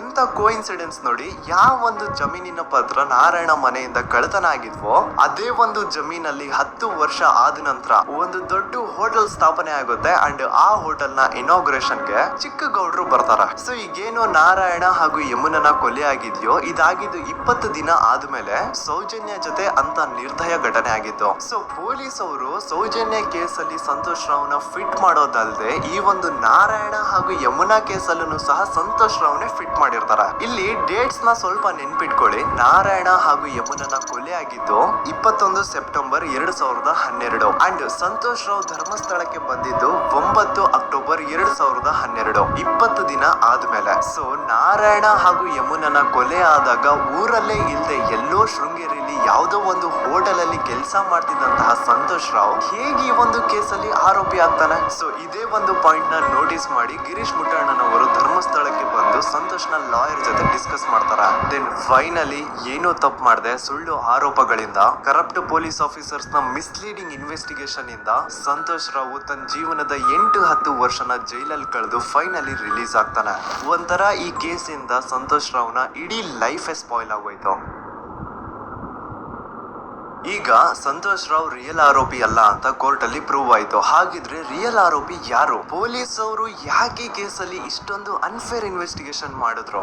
ಯಾರ ರಿಯಲ್ ಹೆಸರನ್ನ ಮುಚ್ಚಿಡ್ಲಿಕ್ಕೆ ಪೊಲೀಸ್ ಆಫೀಸರ್ಸ್ ಈ ಒಂದು ಕೇಸಲ್ಲಿ ಸಂತೋಷ್ ರಾವ್ನ ಸಿಕ್ಕಾಕ್ಸಿದ್ರು? ಇದೆಲ್ಲ ಥಿಂಕ್ ಮಾಡ್ತಾ ಹೋದ್ರೆ ನೋಡಿ, ಆ ಊರಲ್ಲಿ ಆ ಪೊಲೀಸ್ ಆಫೀಸರ್ಸ್ಗೆ ಲಂಚ ಕೊಡೋಷ್ಟು, ಒಂದು ಪೊಲೀಸ್ ಇನ್ವೆಸ್ಟಿಗೇಷನ್ ನ ಸ್ಟಾಪ್ ಮಾಡೋಷ್ಟು ಅಥವಾ ಇನ್ವೆಸ್ಟಿಗೇಷನ್ ನ ಮಿಸ್ಲೀಡ್ ಮಾಡೋಷ್ಟು ಇನ್ಫ್ಲೂಯೆನ್ಸ್ ಆಗ್ಲಿ, ಪವರ್ ಆಗ್ಲಿ ಅಥವಾ ಮನಿ ಆಗ್ಲಿ ಊರಿನ ಗೌಡ್ರು ಹತ್ರ ಮಾತ್ರ ಇದ್ದಿದ್ದು. ಸೊ ಈಗ ಸಂಶಯದ ಮುಳ್ಳು ಗೌಡ್ರು ಕಡೆ ತಿರುಗುತ್ತಾ. ನೋಡಿ, ಪೊಲೀಸ್ ಅವರು ಸುಮ್ನೆ ಸಂತೋಷ್ ರಾವ್ನ ನಾರಾಯಣ ಹಾಗೂ ಯಮುನಾ ಕೇಸಲ್ಲಿ ಫಿಟ್ ಮಾಡಿದ್ರು. ಈಗ ಆ ಒಂದು ಕೊಲೆ ಪ್ರಕರಣಕ್ಕೂ ಸಂತೋಷ್ ರಾವ್ಗೂ ಏನು ಸಂಬಂಧನೇ ಇರ್ಲಿಲ್ಲ. ಹಾಗೆ ಥಿಂಕ್ ಮಾಡಿ, ನಾರಾಯಣ ಸತ್ರೆ ಅಥವಾ ಅವನ ತಂಗಿ ಯಮುನಾ ಸತ್ರೆ ಯಾರಿಗ ಅಡ್ವಾಂಟೇಜ್ ಆಗುತ್ತೆ? ಊರಿನ ಗೌಡ್ರಿಗೆ, ಯಾಕಂದ್ರೆ ಅವ್ರಿಗೆ ಜಮೀನ್ ಸಿಗುತ್ತಾ. ಸೊ ಈಗ ನಾರಾಯಣ ಹಾಗೂ ಯಮುನಾ ಕೇಸಲ್ಲಿ ಸಂತೋಷ್ ರಾವ್ ಆರೋಪಿ ಅಲ್ಲ ಅಂತ ಪ್ರೂವ್ ಆದ್ಮೇಲೆ ಹಾಗಿದ್ರೆ ಆ ಕೊಲೆ ಮಾಡಿದವ್ರು ಯಾರು ಅಂತ ಹಾಗೆ ಥಿಂಕ್ ಮಾಡಿದ್ರೆ ಗಿರೀಶ್ ಮುಟ್ಟಣ್ಣನವರಿಗೆ ಆ ಊರಿನ ಗೌಡ್ರ ಮೇಲೆ ಡೌಟ್ ಬರುತ್ತಾ. ಅದೇ ಒಂದು ಡೌಟ್ ಅಲ್ಲಿ ಗಿರೀಶ್ ಮುಟ್ಟಣ್ಣನವರು ಮಹೇಶ್ ತಿಮ್ರೊಡ್ಡಿ ಅಂತ ಇನ್ನೊಬ್ರ ಜೊತೆ ಸೇರ್ಕೊಂಡು ಈ ಹಿಂದೆ ಆ ಒಂದು ಊರಲ್ಲಿ ಆ ಧರ್ಮಸ್ಥಳದಲ್ಲಿ ಈ ಊರಿನ ಗೌಡ್ರು ಯಾವ್ದ್ಯಾವ್ದೆಲ್ಲ ಕ್ರೈಮ್ಗಳು ಮಾಡಿದಾರೆ ಅಂತ ಊರಿನ ಜನರಿಂದ ತಿಳ್ಕೊತಾರ. ನಂತರ ಆ ಊರಿನ ಜನ ಯಾವ್ದ್ಯಾವ್ದೆಲ್ಲ ಮ್ಯಾಟರ್ಸ್ ಹೇಳಿದ್ರು ಆ ಕೇಸ್ ಫೈಲ್ಸ್ ನೆಲ್ಲ ತಿರುಗಿಸಿ ಮರುಗಿಸಿ ಹೊಡೆದಾಗ ನೀವು ನಂಬಲ್ಲ, ಸೌಜನ್ಯ ಕೇಸ್ ಏನೇನು ಅಲ್ಲ, ಅದಕ್ಕಿಂತ ಭೀಕರ ಕೊಲೆಗಳು ಧರ್ಮಸ್ಥಳದಲ್ಲಿ ಆಗಿವೆ ಅಂಡ್ ಎಲ್ಲಾ ಕೊಲೆಗಳ ಹಿಂದೆ ಗೌಡ್ರು ಕುಟುಂಬದ್ದೇ ಕೈ ಇದೆ ಅಂತ ಎದ್ದು ಕಾಣಿಸುತ್ತೆ. 1977 ವೇದಾವಲ್ಲಿ ಕೇಸ್. ಅಂಡ್ ಈ ಒಂದು ಪ್ರೈವೇಟ್ ಸ್ಕೂಲ್ ಬೇರೆ ಯಾರ್ದು ಅಲ್ಲ, ಆ ಗೌಡ್ರ ಕುಟುಂಬದ. ಈ ಸ್ಕೂಲ್ ಅಲ್ಲಿ 1977 ಅಲ್ಲಿ ವೇದಾವಲ್ಲಿ ಅಂತ ಒಬ್ರು ಟೀಚರ್ ವರ್ಕ್ ಮಾಡ್ತಿರ್ತಾರ. ವೇದಾವಲ್ಲಿ ಆ ಟೀಚರ್ ಜಾಬ್ ಗೆ ತುಂಬಾನೇ ಓವರ್ ಕ್ವಾಲಿಫೈಡ್. ಅವರ ಕ್ವಾಲಿಫಿಕೇಶನ್ಸ್ ನ ಗಮನದಲ್ಲಿ ಇಟ್ಕೊಂಡ್ರೆ ಅವ್ರಿಗೆ HM ಅಥವಾ ಪ್ರಿನ್ಸಿಪಲ್ ನ ಪೋಸ್ಟ್ ಸಿಗ್ಬೇಕು. ಆದ್ರೂ ಸಹ ವೇದಾವಲ್ಲಿ ಆಸ್ ಎ ಟೀಚರ್ ಆಗಿನೇ ಕೆಲಸ ಮಾಡ್ಕೊಂಡು ಹೋಗ್ತಿರ್ತಾರ. ಒಮ್ಮೆ ಏನಾಗುತ್ತೆ, ಸ್ಕೂಲ್ ಅಲ್ಲಿ ಪ್ರಿನ್ಸಿಪಲ್ ನ ಪೋಸ್ಟ್ ಖಾಲಿ ಆಗುತ್ತೆ ಅಂಡ್ ಆ ಒಂದು ಪೋಸ್ಟ್ ಗೆ ಎಲ್ರು ಏನ್ ಅನ್ಕೊಳ್ತಾರೆ, ವೇದಾವಲ್ಲಿನೇ ಸೆಲೆಕ್ಟ್ ಮಾಡೋದು ಅಂತ. ಆದ್ರೆ ವೇದಾವಲ್ಲಿಯ ಕ್ಯಾಸ್ಟ್ ಬೇರೆ ಇದೆ ಅನ್ನೋ ಒಂದೇ ಒಂದು ಕಾರಣಕ್ಕೆ ಆ ಪ್ರಿನ್ಸಿಪಲ್ ನ ಪೋಸ್ಟ್ ವೇದಾವಲ್ಲಿಗೆ ಸಿಗದೆ ಬೇರೆ ಯಾರನ್ನೋ ತಂದು ಕೂರಿಸ್ಬಿಟ್ಟಿರ್ತಾರ. ಇದರಿಂದ ಟೀಚರ್ ವೇದಾವಲ್ಲಿಗೆ ತುಂಬಾ ಕೋಪ ಬಂದು ಅವ್ರ ಸ್ಕೂಲ್ ಮುಂದೆ ಪ್ರೊಟೆಸ್ಟ್ ಮಾಡೋದ್ ಸ್ಟಾರ್ಟ್ ಮಾಡ್ತಾರ. ಅಂಡ್ ಈ ವಿಷಯ ಸ್ಕೂಲ್ ನ ಓನರ್ಸ್ ಗೆ ಇಷ್ಟ ಆಗಲ್ಲ. ಸೊ ಅವರು ಆ ಕೋಪನ ಹಾಗೆ ಮನ್ಸಲ್ಲಿ ಇಟ್ಕೊಂಡಿರ್ತಾರ. ಒಮ್ಮೆ ಏನಾಗುತ್ತೆ, ಸ್ಕೂಲ್ ರಜೆ ಇರುತ್ತೆ. ಆ್ಯಕ್ಚುಲಿ ಕ್ಯಾಸ್ಟ್ ಬಗ್ಗೆ ನಾನು ಮಾತಾಡೋದಾದರೆ ಈಗಲೂ ಅಷ್ಟೇ ಸ್ವಲ್ಪ ಜನ ತುಂಬ ಬೆಲೆ ಕೊಡ್ತಾರೆ. ಕ್ಯಾಸ್ಟ್, ಆ ಕ್ಯಾಸ್ಟು ಈ ಕ್ಯಾಸ್ಟು ತುಂಬ ಅಂದರೆ ಇದಕ್ಕೆಲ್ಲ ಯಾಕೆ? ಕೆಲವೊಂದು ಸಾರಿ ನಮಗೆ ಗೊತ್ತೇ ಇರಲ್ಲ. ನಮಗೆ ಎಲ್ಲಾದರೂ ಆಕ್ಸಿಡೆಂಟ್ ಆದಾಗ ಏನಾದರೂ ಆದಾಗ ನಮ್ಗೆ ಗೊತ್ತಿಲ್ದಿರಂಗೆ ಯಾರೋ ಹೆಲ್ಪ್ ಮಾಡೋಕ್ಕೆ ಬಂದರೂ ಅವ್ರ ಕ್ಯಾಸ್ಟೇ ಬೇರೆ ಇರುತ್ತೆ, ನಮ್ಗೆ ಗೊತ್ತೇ ಇರಲ್ಲ. ಅವರು ಅಟ್ಲೀಸ್ಟ್ ಹೆಲ್ಪ್ ಮಾಡಿಬಿಡ್ತಾರೆ. ಸೊ ಪ್ಲೀಸ್ ಆಲ್ಮೋಸ್ಟ್ ನಾನೆಲ್ಲ ತಿಳ್ಕೊಳ್ಳೋದು ಏನಂದರೆ ಈ ಕ್ಯಾಸ್ಟ್ ಬಗ್ಗೆ ಎಲ್ಲ ಆಲ್ಮೋಸ್ಟ್ ಸ್ವಲ್ಪ ಇದು ಮಾಡಿ, ಅಂದರೆ ಇದಕ್ಕೆಲ್ಲ ಜಾಸ್ತಿ ಸಪೋರ್ಟ್ ಮಾಡೋಕ್ಕೆ ಹೋಗಬಾರ್ದು. ಕ್ಯಾಸ್ಟ್ ಬೇರೆ ಇದೆ ಎಲ್ಲ ಇದೆ ಅನ್ನೋದು, ಕ್ಯಾಸ್ಟ್ ಎಲ್ಲ ಇದೇ ಲೆಕ್ಕಕ್ಕೆ ಬರಲ್ಲ. ಕೆಲವು ಸರಿ ನಮ್ಗೆ ಗೊತ್ತೇ ಇರಲ್ಲ ನಮ್ಮ ಜೊತೆ ಏನಾಗ್ತಾಯಿದೆ, ನಮ್ಮ ಜೊತೆ ನಮ್ಮ ಕ್ಯಾಸ್ಟ್ ಇಲ್ಲದೆ ಇರೋರೇ ನಮ್ಗೆ ಹೆಲ್ಪ್ ಮಾಡಿ ಹೋಗಿರ್ತಾರೆ ಕೆಲವೊಂದು ಸಾರಿ. ಎಲ್ಲ ಇಂಥದ್ದೇ ಅಂತ ಅಲ್ಲ, ತುಂಬ ಮ್ಯಾಟರ್ಸಲ್ಲಿ. ಸೊ ಪ್ಲೀಸ್ ಈ ಕ್ಯಾಸ್ಟ್ ಬಗ್ಗೆ ಎಲ್ಲ ಅಷ್ಟೊಂದು ಇದು ಮಾಡ್ಕೊಳ್ಳೋಕೆ ಹೋಗ್ಬಾರ್ದು. ಆ್ಯಕ್ಚುಲಿ ಇದ್ರ ಬಗ್ಗೆ ಇಲ್ಲ, ಬಟ್ ನನಗೆ ಯಾಕೋ ಹೇಳಬೇಕು ಅನಿಸ್ತಂತ ನಾನು ಹೇಳ್ತಾ ಇದ್ದೀನಿ. ವೇದಾವಲ್ಲಿ ಮನೇಲಿ ಇರ್ತಾರ ಅಂಡ್ ಅವ್ರ ಹಸ್ಬೆಂಡ್ ಡಾಕ್ಟರ್ ಅರಳೆ ಅವ್ರಿಗೆ ಯಾವ್ದೋ ಬೇರೆ ಊರಲ್ಲಿ ಒಂದು ಕಾಲೇಜಲ್ಲಿ ಸೆಮಿನಾರ್ ಏನೋ ಇರುತ್ತೆ. ಸೊ ಅವರು ಅಲ್ಲಿಗೆ ಹೋಗಿರ್ತಾರೆ. ಈಗ ಮನೇಲಿ ಇರೋದು ವೇದಾವಲ್ಲಿ ಒಂದೇ. ಇದೇ ಒಂದು ಅವಕಾಶನ ನೋಡ್ಕೊಂಡು ಯಾರೋ ವೇದಾವಲ್ಲಿ ಅವ್ರ ಮನೆಗೆ ನುಗ್ಗಿ ವೇದಾವಲ್ಲಿಗೆ ಹೊಡೆದು ನಂತರ ಅವ್ರನ್ನ ಜೀವಂತವಾಗಿ ಸುಟ್ಬಿಡ್ತಾರೆ. ಸ್ವಲ್ಪ ಹೊತ್ತು ನಂತರ ರಾತ್ರಿ ಆಗ್ತಿದ್ದಂಗೆ ಡಾಕ್ಟರ್ ಅರಳೆ ಅವರು ಮನೆಗೆ ವಾಪಸ್ ಬರ್ತಾರೆ ಅಂಡ್ ಮನೆ ಒಳಗಡೆ ಬಂದ್ ನೋಡಿದ್ರೆ ವೇದವಲ್ಲಿ ಅವರು ಸತ್ ಹೋಗಿ ಅವರ ಬಾಡಿ ಸುಟ್ ಹೋಗಿ ನೆಲದ ಮೇಲೆ ಬಿದ್ದಿದೆ. ಹೆಂಡತಿನ ಕಳ್ಕೊಂಡಿರುವಂತಹ ದುಃಖನ ಸೈಡ್ಗೆ ಇಟ್ಟು ಡಾಕ್ಟರ್ ಅರಳೆ ಅವರು ಮೊದ್ಲು ಪೊಲೀಸ್ ಸ್ಟೇಷನ್ಗೆ ಹೋಗ್ಬಿಟ್ಟು ನಮ್ಮ ಮನೆಗೆ ನಾನು ಇಲ್ದೇ ಇರುವಂತಹ ಸಮಯನ ನೋಡ್ಕೊಂಡು ಯಾರೋ ಮನೆ ಒಳಗಡೆ ನುಗ್ಗಿ ನನ್ನ ಹೆಂಡತಿನ ಹೊಡೆದು ನಂತರ ಅವಳನ್ನ ತುಂಬಾ ಭೀಕರವಾಗಿ ಸಾಯಿಸಿದ್ದಾರೆ ಅಂತ ಪೊಲೀಸ್ ಅವ್ರಿಗೆ ರಿಪೋರ್ಟ್ ಕೊಡಕ್ ಹೋದ್ರೆ ಅಲ್ಲಿ ಪೊಲೀಸ್ ಅವರು ಉಲ್ಟಾ ಡಾಕ್ಟರ್ ಅರಳೆ ಮೇಲೆನೆ FIR ಬರೆದು ನೀನೇ ನಿನ್ ಹೆಂಡತಿನ ಸಾಯಿಸಿದ್ಯಾ, ನಾಟಕ ಮಾಡಬೇಡ ಅಂತ ಅವ್ರನ್ನೇ ಅರೆಸ್ಟ್ ಮಾಡ್ಬಿಡ್ತಾರ. ನಂತರ 2-3 ವರ್ಷ ಜೈಲಲ್ಲೇ ಇದ್ದು ಡಾಕ್ಟರ್ ಅರಳೆ ಅವರು ತಮ್ಮ ಫ್ರೆಂಡ್ಸ್ ಅಂಡ್ ಫ್ಯಾಮಿಲಿ ಮೂಲಕ ಎವಿಡೆನ್ಸ್ ನೆಲ್ಲ ಕಲೆಕ್ಟ್ ಮಾಡಿಸಿ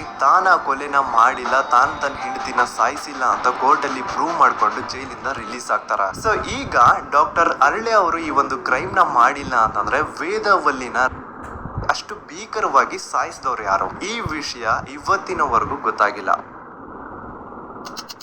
1986 ಅಲ್ಲಿ ನಡೆದಂತಹ ಪದ್ಮಲತಾ ಕೇಸ್. ಪದ್ಮಲತಾ ಅವ್ರ ತಂದೆ ಕಮ್ಯುನಿಸ್ಟ್ ಪಾರ್ಟಿನ ಲೀಡರ್ ಇರ್ತಾರೆ. ಅವ್ರ ರಿಯಲ್ ನೇಮ್ ಏನು ಅಂತ ನಮಗ್ ಗೊತ್ತಾಗಿಲ್ಲ, ಬಟ್ ಈ ವಿಡಿಯೋದಲ್ಲಿ ಅವ್ರ ಹೆಸರು ಲಕ್ಷ್ಮಣ್ ಅಂತ ಅನ್ಕೊಳ್ಳಿ. ಸೊ ಕಮ್ಯುನಿಸ್ಟ್ ಪಾರ್ಟಿನ ಲೀಡರ್ ಇರುವಂತಹ ಲಕ್ಷ್ಮಣ್ ಅವ್ರಿಗೆ ಊರಲ್ಲಿ ತುಂಬಾನೇ ಸಪೋರ್ಟ್ ಇರುತ್ತೆ, ಊರಿನ ಜನರ ಫೇವ್ರೇಟ್ ಇರ್ತಾರೆ ಇವರು. ಅಂಡ್ ಅದೇ ವರ್ಷ ಅಂದ್ರೆ 1986 ಅಲ್ಲಿ ಪಂಚಾಯತ್ ಎಲೆಕ್ಷನ್ ಬೇರೆ ಇರುತ್ತೆ ಅಂಡ್ ಎಲ್ರಿಗೂ ಗೊತ್ತಿತ್ತು ಲಕ್ಷ್ಮಣೆ ಗೆಲ್ಲೋದು ಅಂತ. ಆ ಪಂಚಾಯತ್ ಎಲೆಕ್ಷನ್ ಅಲ್ಲಿ ಲಕ್ಷ್ಮಣ್ಣ ಆಪೋಸಿಟ್ ಗೌಡ್ರಿಗೆ ತುಂಬಾ ಬೇಕಾಗಿರೋರು ಒಬ್ರು ನಿಂತಿರ್ತಾರೆ ಅಂಡ್ ಅವ್ರಿಗೂ ಗೊತ್ತಿತ್ತು ಎಲೆಕ್ಷನ್ ಏನಾದ್ರು ಆದ್ರೆ ಲಕ್ಷ್ಮಣ ಎಲೆಕ್ಷನ್ ಅಲ್ಲಿ ಗೆಲ್ಲೋದು ಅಂತ. ಸೊ ಎಲ್ಲಿ ಸೋತೋಗ್ಬಿಡ್ತೀವೋ ಅನ್ನೋ ಭಯಕ್ಕೆ ಆ ಗೌಡ್ರು ಕಡೆ ಅವ್ರು ಏನ್ ಮಾಡ್ತಾರೆ, ಲಕ್ಷ್ಮಣ್ಣ ಅಪ್ರೋಚ್ ಮಾಡಿ ಮುಚ್ಕೊಂಡು ಈ ಪಂಚಾಯತ್ ಎಲೆಕ್ಷನ್ ಅಲ್ಲಿ ನಿನ್ ನಾಮಿನೇಷನ್ ನ ಕ್ಯಾನ್ಸಲ್ ಮಾಡು ಅಂತ ವಾರ್ನಿಂಗ್ ಕೊಡ್ತಾರೆ. ಆದ್ರೆ ಲಕ್ಷ್ಮಣ್ ಅವರು ಅಂಜದೆ ನೀವ್ ಏನ್ ಮಾಡ್ತಿರೋ ಮಾಡ್ಕೊಳ್ರಿ, ಆದ್ರೆ ನಾನ್ ಮಾತ್ರ ನಾಮಿನೇಷನ್ ನ ಕ್ಯಾನ್ಸಲ್ ಮಾಡಲ್ಲ ಅಂತ ಆ ಗೌಡ್ರು ಕುಟುಂಬನ ಎದುರು ಹಾಕೋತಾರ. ದೆನ್ ಎಂತ ಕೋಇನ್ಸಿಡೆನ್ಸ್ ನೋಡಿ, ನೆಕ್ಸ್ಟ್ ಡೇನೆ ಲಕ್ಷ್ಮಣ್ ಅವ್ರ ಮಗಳು ಪದ್ಮಲತಾ ಕಿಡ್ನಾಪ್ ಆಗ್ತಾಳ.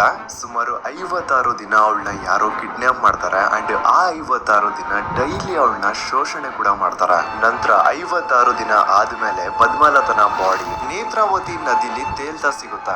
ಆಸ್ ಎಕ್ಸ್ಪೆಕ್ಟೆಡ್ ಈ ಕೇಸಲ್ಲೂ ಪೊಲೀಸ್ ಅವ್ರ ಕಡೆಯಿಂದ ಪ್ರಾಪರ್ ಇನ್ವೆಸ್ಟಿಗೇಷನ್ ಆಗಲ್ಲ ಅಂಡ್ ಯಾರು ಪದ್ಮಲತನ ಕಿಡ್ನಾಪ್ ಮಾಡಿದ್ರು, ಯಾರು ಅವಳನ್ನ 15 ದಿನವರೆಗೂ ಶೋಷಣೆ ಮಾಡಿ ನಂತರ ಅವಳನ್ನ ಅಷ್ಟು ಭೀಕರವಾಗಿ ಸಾಯಿಸಿದ್ರು ಅಂತ ಇವತ್ತಿನ ದಿನದವರೆಗೂ ಗೊತ್ತಾಗಿಲ್ಲ. ಮತ್ತೆ ನಮಗೆ ಗೊತ್ತಾದದು 22ಕ್ಕೆ ಸ್ಕೂಲ್ ಡೇ 56 ದಿನ ಕಳೆದು ಹೊಳೆಯಲ್ಲಿ ಜನ ಉಂಟು ಅಂತ ಹೇಳಿ ಪೊಲೀಸಿನವರು ಬರುವಾಗ ಬಂದು ಹೇಳುವಾಗ ನಮಗೆ ಗೊತ್ತಾದ. ಅವರು ನನ್ನನ್ನು ಕರ್ಕೊಂಡೋಗಿ ಅಲ್ಲಿ ಹೋಗಿದೆ. ಇನ್ನೊಂದು ಲಾಸ್ಟ್ ಕೇಸ್ ಇದೆ, ಇದು ಅರ್ಲಿ 2000 ಅಲ್ಲಿ ನಡೆದಿರೋದು. ಇವ್ರದ್ದು ಅಷ್ಟಾಗಿ ಡೀಟೇಲ್ಸ್ ನಾನು ಹೇಳಲ್ಲ, ಜಸ್ಟ್ ಮೇಲ್ ಹೇಳ್ತೇನೆ. 2000 ಇಸ್ವಿಯಲ್ಲಿ ಧರ್ಮಸ್ಥಳದಲ್ಲಿ 2 ಫಿನಾನ್ಸ್ ಬ್ಯಾಂಕ್ ಇರ್ತಾವೆ. ಒಂದು ಅಗೇನ್ ರಿಯಲ್ ನೇಮ್ ತಗೊಳ್ಳೋದು ಬೇಡ, ಲೈಕ್ ಜಸ್ಟ್ ಸಹಕಾರ ಗ್ರಾಮೀಣ ಬ್ಯಾಂಕ್ ಅನ್ಕೊಳ್ಳಿ. ಅಂಡ್ ಇನ್ನೊಂದು ಬಂದ್ಬಿಟ್ಟು ಫೈನಾನ್ಸ್ ಪ್ರೈವೇಟ್ ಲಿಮಿಟೆಡ್ ಬಂದು ಗೌಡ್ರು ಕುಟುಂಬ ಅವ್ರಿಗೆ ಸೇರಿದ್ದು. ಆ ಕಡೆ ಇವ್ರ ಆಪೋಸಿಟ್ ಏನದು ಗ್ರಾಮೀಣ ಬ್ಯಾಂಕ್ ಇತ್ತು, ಅದರಲ್ಲಿ ಒಬ್ಬ ಮ್ಯಾನೇಜರು ಬಡವರಿಗೆ ಸಹಾಯ ಆಗ್ಲಿ ರೈತರಿಗೆ ಸಹಾಯ ಆಗ್ಲಿ ಅಂತ ತುಂಬಾ ಕಡಿಮೆ ಬಡ್ಡಿಗೆ ಲೋನ್ ಕೊಡ್ತಿರ್ತಾನೆ. ಇದ್ರಿಂದಾಗಿ ಧರ್ಮಸ್ಥಳದಲ್ಲಿ ಆಲ್ಮೋಸ್ಟ್ ಎಲ್ಲಾ ಕಸ್ಟಮರ್ಸ್ ಆ ಗ್ರಾಮೀಣ ಬ್ಯಾಂಕ್ ಕಡೆಗೆ ಹೋಗ್ತಿರ್ತಾರೆ, ಪ್ರೈವೇಟ್ ಲಿಮಿಟೆಡ್ ಕಡೆಗೆ ಯಾರು ಬರ್ತಿರಲ್ಲ. ಇದ್ರಿಂದ ಗೌಡ್ರಿಗೆ ಲಾಸ್ ಆಗ್ತಿರುತ್ತ. ಸೊ ಅವ್ರೇನ್ ಮಾಡ್ತಾರೆ, ಆ ಗ್ರಾಮೀಣ ಬ್ಯಾಂಕ್ ನ ಮ್ಯಾನೇಜರ್ ಏನಿದ್ನೋ ಅವನ್ಗೆ ಒಂದು ಸ್ವೀಟ್ ವಾರ್ನಿಂಗ್ ಕೊಡ್ತಾರ. ಒಪ್ಕೊಂಡು ಇನ್ಮೇಲೆಯಿಂದ ನೀನ್ ಲೋನ್ಸ್ ಕೊಡೋದನ್ನ ನಿಲ್ಸ್ಬಿಡು. ಇನ್ ಕೇಸ್ ಲೋನ್ ಕೊಟ್ರು ನಾವ್ ಯಾವ ಇಂಟ್ರೆಸ್ಟ್ ರೇಟ್ಗೆ ಲೋನ್ ನ ಕೊಡ್ತಾ ಇದೀವೋ ಅದೇ ರೇಟ್ಗೆ ನೀನು ಕೊಡು ಅಂತ ಫೋರ್ಸ್ ಮಾಡ್ತಾರ. ಆದ್ರೆ ಆ ಗ್ರಾಮೀಣ ಬ್ಯಾಂಕ್ ನ ಮ್ಯಾನೇಜರು ಇದ್ಯಾವುದನ್ನು ಕಿವಿಗೆ ಹಾಕೊಳ್ಳಾರ್ದೆ ಅವ್ನ್ ಕೆಲಸ ಅವ್ನ್ ಮಾಡ್ಕೊಂಡು ಹೋಗ್ತಾನ. ದೆನ್ ಸಡನ್ಲಿ ಒಂದು ದಿನ ಬ್ಯಾಂಕ್ ಮ್ಯಾನೇಜರ್ ನ ಹೆಂಡತಿನ ಮನೆ ಒಳಗಡೆನೆ ನುಗ್ಗಿ ಯಾರು ಮಾಡಿ ತುಂಬಾ ಭೀಕರವಾಗಿ ಸಾಯಿಸ್ಬಿಡ್ತಾರ. ಇದ್ರ ರಿಗಾರ್ಡಿಂಗ್ ಆ ಬ್ಯಾಂಕ್ ಮ್ಯಾನೇಜರ್ ಪೊಲೀಸ್ ಸ್ಟೇಷನ್ ಅಲ್ಲಿ ಕಂಪ್ಲೇಂಟ್ ಕೊಡಕ್ ಹೋದ್ರೆ ಪೊಲೀಸ್ ಅವರು ಉಲ್ಟಾ ಬ್ಯಾಂಕ್ ಮ್ಯಾನೇಜರ್ ಹೆಸರಲ್ಲೇ FIR ಬರ್ದು ನೀನೇ ನಿನ್ ಹೆಂಡತಿನ ಸಾಯಿಸಿದ್ಯಾ ಅಂತ ಅವನ್ನೇ ಅರೆಸ್ಟ್ ಮಾಡ್ಬಿಡ್ತಾರ. ನಂತರ ಒಂದ್ 2-3 ವರ್ಷ ಆ ಬ್ಯಾಂಕ್ ಮ್ಯಾನೇಜರ್ ಜೈಲಲ್ಲಿ ಇರ್ತಾನೆ. ಅದಾದ್ಮೇಲೆ ಅವನ ಕ್ರೈಮ್ ನ ಮಾಡಿಲ್ಲ ಅಂತ ಕೋರ್ಟ್ ಅಲ್ಲಿ ಪ್ರೂವ್ ಆಗುತ್ತೆ. ಆದ್ರೆ ರಿಯಲ್ ಕ್ರೈಮ್ ಮಾಡಿದವರು ಯಾರು ಅಂತ still it's A question mark. And ಇನ್ನೊಂದು ನಾರಾಯಣ ಅಂಡ್ ಯಮುನಾ ಕೇಸ್ ಬಗ್ಗೆ ಅಂತೂ ನಾನು ಆಗ್ಲೇ ನಿಮ್ಗೆ ಎಕ್ಸ್ಪ್ಲೇನ್ ಮಾಡಿದೆ. ಸೊ ಎಂತ ಕೋಇನ್ಸಿಡೆಂಟ್ಸ್ ಗಳು ನೋಡಿ, ಯಾರೆಲ್ಲ ಆ ಧರ್ಮಸ್ಥಳದಲ್ಲಿ ಗೌಡ್ರು ಕುಟುಂಬನ ಎದುರಾಕೊಂಡಿದಾರೋ ಅವ್ರ ಜೀವನದಲ್ಲಿ ಏನೋ ಒಂದು ತುಂಬಾ ದೊಡ್ಡ ದುರಂತ ನಡೆದು ಹೋಗುತ್ತಾ. ಅಂಡ್ ಸರ್ಪ್ರೈಸಿಂಗ್ಲಿ ಅವ್ರ ಕೇಸಲ್ಲಿ ಪೊಲೀಸ್ ಅವ್ರ ಕಡೆಯಿಂದ ಪ್ರಾಪರ್ ಇನ್ವೆಸ್ಟಿಗೇಷನ್ ಆಗಲ್ಲ. ಅಂಡ್ ಯಾರ ಕ್ರೈಮ್ ನ ಮಾಡಿದ್ರು ಅಂತ ಯಾವತ್ತೂ ಹೊರಗ್ ಬರೋದೇ ಇಲ್ಲ. ಸೊ ಈ ಗೌಡ್ರು ಕುಟುಂಬದವರು ಧರ್ಮಸ್ಥಳದಲ್ಲಿ ಬೇಜನ್ ಕರ್ಮಕಾಂಡಗಳನ್ನ ಮಾಡಿದ್ದಾರೆ. ಅಂಡ್ ಅವ್ರ ಪವರ್ ಅಂಡ್ ಅವ್ರಿಗಿರುವಂತಹ ಇನ್ಫ್ಲೂಯೆನ್ಸ್ ಇಂದ ಆ ಎಲ್ಲಾ ಕೇಸ್ ನ ಮುಚ್ಚಾಕಿದ್ದಾರೆ ಅಂತ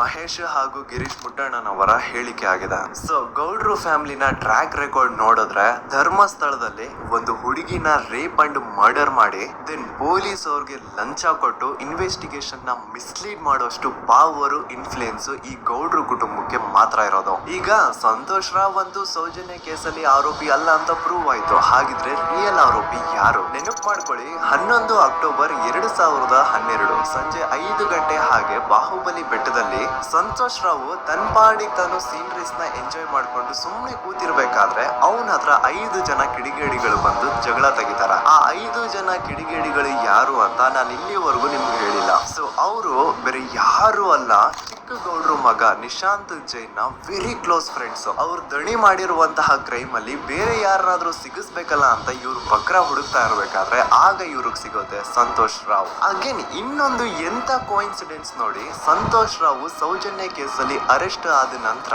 ಚಿಕ್ಕ ಗೌಡ್ರು ಮಗ ನಿಶಾಂತ್ ಜೈನ್ ದೇಶನೇ ಬಿಟ್ಟು ಹೋಗ್ಬಿಡ್ತಾನ. ಈ ಕೇಸಲ್ಲಿ ಚಿಕ್ಕ ಗೌಡ್ರು ಮಗ ಇನ್ವಾಲ್ವ್ಮೆಂಟ್ ಇದೆ ಅಂತ ಯಾರಿಗೂ ಡೌಟೇ ಬರ್ತಾ ಇರ್ಲಿಲ್ಲ. ಡೌಟ್ ಯಾವಾಗ ಬಂತು ಅಂದ್ರೆ ಆ 5 ಜನ ಕಿಡಿಗೇಡಿಗಳು ಯಾರು ಸಂತೋಷ್ನ ಈ ಒಂದು ಕೇಸಲ್ಲಿ ಸಿಕ್ಕಾಕ್ಸಿದ್ರು ಆ 5 ಜನರಲ್ಲಿ ಒಬ್ಬ ರವಿ ಪೂಜಾರಿ ಅಂತಾನು ಇರ್ತಾನೆ.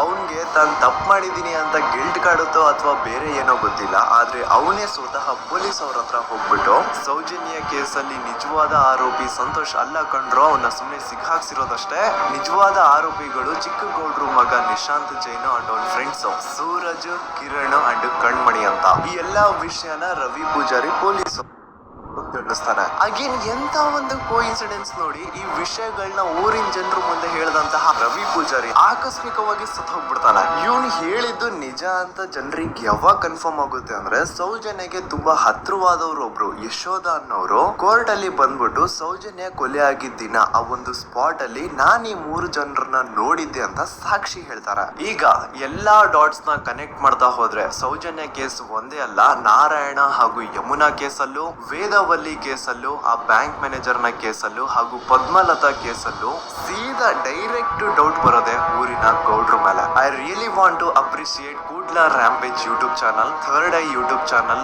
ಗಿರೀಶ್ ಮುಟ್ಟಣ್ಣನವರು ಸರ್ ಹಾಗೂ ಮಹೇಶ್ ಅವರು ಅಂಡ್ ಆಲ್ ಅದರ್ಸ್. ಇವರ ಕಾನ್ಸ್ಟೆಂಟ್ ಎಫರ್ಟ್ಸ್ ಇಂದಾನೆ ಸತ್ಯ ಏನಂತ 1 by 1 ಹೊರಗೆ ಬರ್ತಿದೆ. And they are trying their level best to catch real criminals. At present Soujanya case ಬಗ್ಗೆ ಅಪ್ಡೇಟ್ ಏನು ಅಂತಂದ್ರೆ ಹೈಕೋರ್ಟ್ ವರೆಗೂ ಈ ಒಂದು ಕೇಸ್ ಹೋಗಿದೆ. ಅಂಡ್ ಈ ಕೇಸಲ್ಲಿ ಈಗ ಇನ್ನೊಮ್ಮೆ ಮತ್ತೆ ಫ್ರೆಶ್ ಆಗಿ ರೀಇನ್ವೆಸ್ಟಿಗೇಷನ್ ಸ್ಟಾರ್ಟ್ ಆಗಬೇಕು ಅಂತ ಹೋರಾಟ ನಡೀತಿದೆ.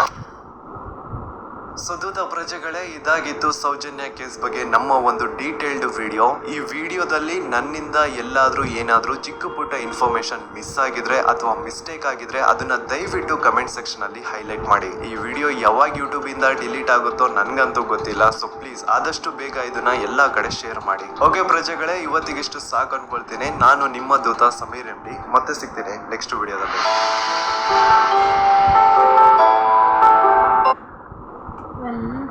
ಪೂರ್ತಿ ನೋಡಿದ್ದೀವಿ. ಆಲ್ಮೋಸ್ಟ್ ಪೂರ್ತಿ ನೋಡಿದ್ಮೇಲೆ ನಮಗೂ ಅರ್ಥ ಆಗೋದು ಏನು ಸಮೀರ್ ಅವ್ರು ಹೇಳೋಕ್ಕೆ ಟ್ರೈ ಮಾಡಿದ್ದಾರೆ ಅಥವಾ ನಿಮಗೆ ಆಲ್ಮೋಸ್ಟ್ ಎಲ್ಲರಿಗೂ ಎಲ್ಲ ಅರ್ಥ ಆಗಿದೆ ಗೊತ್ತಿಲ್ಲ. ಇಂಥದ್ದು ಏನೋ ಅವರು ನೇಮ್ ಚೇಂಜ್ ಮಾಡಿದ್ದಾರೆ, ಎಲ್ಲ ಮಾಡಿದ್ದಾರೆ. ಆಲ್ಮೋಸ್ಟ್ ಏನೇನು ಪ್ರೊಫೆಷನ್ ತೊಗೋಬೇಕು ಅನ್ನೋದೆಲ್ಲ ತುಂಬ ಚೆನ್ನಾಗಿ ಮೆನ್ಷನ್ ಮಾಡಿದ್ದಾರೆ ಅವರು. ಬಟ್ ಏನು ಗೊತ್ತಾ, ನಾವು ಇಷ್ಟೋ ವರ್ಷಗಳು ದಾಟಿದ್ರು ವರ್ಷಗಳು ಮುಂದೆ ಹೋಗ್ತಾನೆ ಇದೆ, ಎಲ್ಲ ಚೇಂಜ್ ಆಗ್ತಾನೆ ಇದೆ. ಬಟ್ ಹೆಣ್ಮಕ್ಳ ಮೇಲೆ ಬಂತಾರೋ ಕೇಸ್ ಬಗ್ಗೆ ಆಗಲಿ, ಮೈಂಡ್ ಮೆಂಟಲಿಟಿ ಬಗ್ಗೆ ಆಗಲಿ, ನಾವು ಫಸ್ಟ್ ಚೇಂಜ್ ಆಗಬೇಕು. ನಿಜ ಹೇಳ್ಬೇಕಾದ್ರೆ ನಾವು ಫಸ್ಟ್ ಚೇಂಜ್ ಆಗಬೇಕು. ಮತ್ತು ಇನ್ನೊಂದು, ಇವಾಗ ನಾವು ಲೈಕ್ ಲಾಸ್ಟಲ್ಲಿ ಅವ್ರು ಮೆನ್ಷನ್ ಮಾಡಿದಂಗೆ ಇನ್ನೊಂದು ಸರ್ತಿ ಕೇಸ್ಗೋಸ್ಕರ ಅವ್ರು ಚೇಂಜ್ ಮಾಡಿದ್ದಾರೆ. 2023ಗೆ ಇದು ಮಾಡಿದ್ದಾರೆ. ಸೊ ನೋಡೋಣ, ಇದು ಮುಂದೆ ಆಲ್ಮೋಸ್ಟ್ ಆದರೆ 2 ವರ್ಷ ಆಗಿದೆ, ಇದು 2025 ಇವಾಗ. ಬಟ್ ಈಗಲೂ ಏನಾದ್ರ ಬಗ್ಗೆ ಸುಳ್ಳಿಲ್ಲ ಅಂದರೆ ನಾವು ಯೋಚನೆ ಮಾಡೋದೇ ಇದೆ. ಬಟ್ ಹೋಪ್ ಮಾಡೋಣ, ಇನ್ನು ಇದೇ ಥರ ಸಮೀರ್ ಅವರು ಈ ಬ್ಲಾಗ್ನ ಆಲ್ಮೋಸ್ಟು ಶೇರ್ ಮಾಡೋಣ, ಇದಕ್ಕೆ ಸಪೋರ್ಟ್ ಮಾಡೋಣ. ಸೊ ನಾವು ಕೊಡೋ ಈ ಕಾಂಟ್ರಿಬ್ಯೂಷನಿಂದ ಸ್ವಲ್ಪ ಆದರೂ ಈ ಕೇಸಲ್ಲಿ ಸಕ್ಸಸ್ ಸಿಗ್ಬೋದು ಅನ್ನೋದು ನನಗನ್ಸುತ್ತೆ. ಸೊ ಪ್ಲೀಸ್ ಎಲ್ಲರೂ ಕೈ ಜೋಡಿಸಿ. ನಂದಂತೂ ಅಷ್ಟು ಸಬ್ಸ್ಕ್ರೈಬರ್ ಇಲ್ಲ, ಇವಾಗ ಜಸ್ಟ್ ರೀಸೆಂಟಾಗಿ ನಾನು ಸ್ಟಾರ್ಟ್ ಮಾಡಿರೋದು ಬ್ಲಾಗ್ ಮಾಡೋದು. ಬಟ್ ಆದರೂ ಕೂಡ ನನಗೊಂದು ನಂಬಿಕೆ ಇದೆ, ಎಲ್ಲರೂ ಸೇರಿ ಕೈ ಜೋಡಿಸಿದ್ರೆ ಅವರು ಏನು ಅಂದ್ಕೊಂಡಿದ್ರ ಬಗ್ಗೆ ಮಾಡಿದ್ದಾರೆ, ಇದು ಫುಲ್ ಮುಂದೆ ಹೋಗ್ಬೋದು ಮತ್ತು ಇದಕ್ಕೆ ಸಪೋರ್ಟ್ ಆಗ್ಬೋದು, ಹೆಣ್ಮಕ್ಳಿಗೆ ನ್ಯಾಯ ಸಿಗ್ಬೋದು. ಅಟ್ಲೀಸ್ಟ್ ಅಷ್ಟು ಜನದಲ್ಲಿ ನಾವು ಯಾರಿಗೂ ಏನು ಹೆಲ್ಪ್ ಮಾಡೋಕ್ಕಾಗಲಿಲ್ಲ, ಒಬ್ರಿಗಾದರೂ ಹೆಲ್ಪ್ ಮಾಡಿದ್ರೆ ಅದು ಒಂಥರ ಸ್ಯಾಟಿಸ್ಫ್ಯಾಕ್ಷನ್. ನಮ್ಮ ಮನ್ಸಿಗೆ ನಾವು ಏನೋ ಮಾಡಿದ್ದೀವಿ, ಅಟ್ಲೀಸ್ಟ್ ಜೀವನ ನಾವು ಒಬ್ರಿಗೋಸ್ಕರ ಒಬ್ರಿಗೆ ಸಪೋರ್ಟ್ ಮಾಡಿದ್ದೀವಿ, ಏನೋ ಇನ್ನೊಂದು ಯಾರಿಗೇ ಆಗಲಿ ನ್ಯಾಯ ಸಿಗಬೇಕು. ಈ ಥರ ಓದೋ ಹುಡುಗಿಗೆ ಈ ಥರ ಎಲ್ಲ ಆಗಿದೆ ಅಂದಮೇಲೆ ನಾವು ನಿಜವಾಗ್ಲೂ ತುಂಬ, ಯಾಕಂದರೆ ನಮ್ಗೆ ಗೊತ್ತಿಲ್ಲ ಏನೇನು ಆಗ್ತಾರೆ, ದಿವಸ ಒಂದು ಕೇಸ್ ದಿವಸ ಏನಾದರೂ ಒಂದು ಆಗ್ತಾನೆ ಇರುತ್ತೆ. ಬಟ್ ಯಾವುದಾದ್ರೂ ಒಬ್ರಿಗೆ ನಾವು ಹೆಲ್ಪ್ ಮಾಡಿದ್ರೆ ಅಷ್ಟು ಜನಕ್ಕೆ ಹೆಲ್ಪ್ ಮಾಡ್ದಂಗೆ ಅನಿಸುತ್ತೆ, ಅಷ್ಟು ಜನಕ್ಕೋಸ್ಕರ ನಾವು ನಿಂತಿದ್ದೀವಿ ಅನಿಸುತ್ತೆ. ಸೊ ಪ್ಲೀಸ್ ನಾನು ಎಲ್ಲರಿಗೂ ಕೈ ಮುಗಿ ಕೇಳ್ಕೊಳ್ಳೋದೇನೆಂದರೆ, ಇದಕ್ಕೆ ಆಲ್ಮೋಸ್ಟ್ ಎಷ್ಟಾಗುತ್ತೋ ಅಷ್ಟು ಶೇರ್ ಮಾಡಿ. ಆಲ್ಮೋಸ್ಟ್ ಎಲ್ಲ ಕಡೆ ಎಷ್ಟು ಶೇರ್ ಮಾಡಿ ಅಂದರೆ ಇಮಿಡಿಯೇಟ್ಲಿ ಇದಕ್ಕೆ ಬೇಗ ಅಂದರೆ ಬೇಗ ಒಂದು ಸಕ್ಸಸ್ ಸಿಗಬೇಕು ಮತ್ತು ಬೇಗ ನ್ಯಾಯ ಸಿಗಬೇಕು. Please, thank you. ಇದೇ ಹೇಳಿ ನಾನು ಇದನ್ನು ಮುಗಿಸ್ತಾ ಇದ್ದೀನಿ. ಬಾಯ್.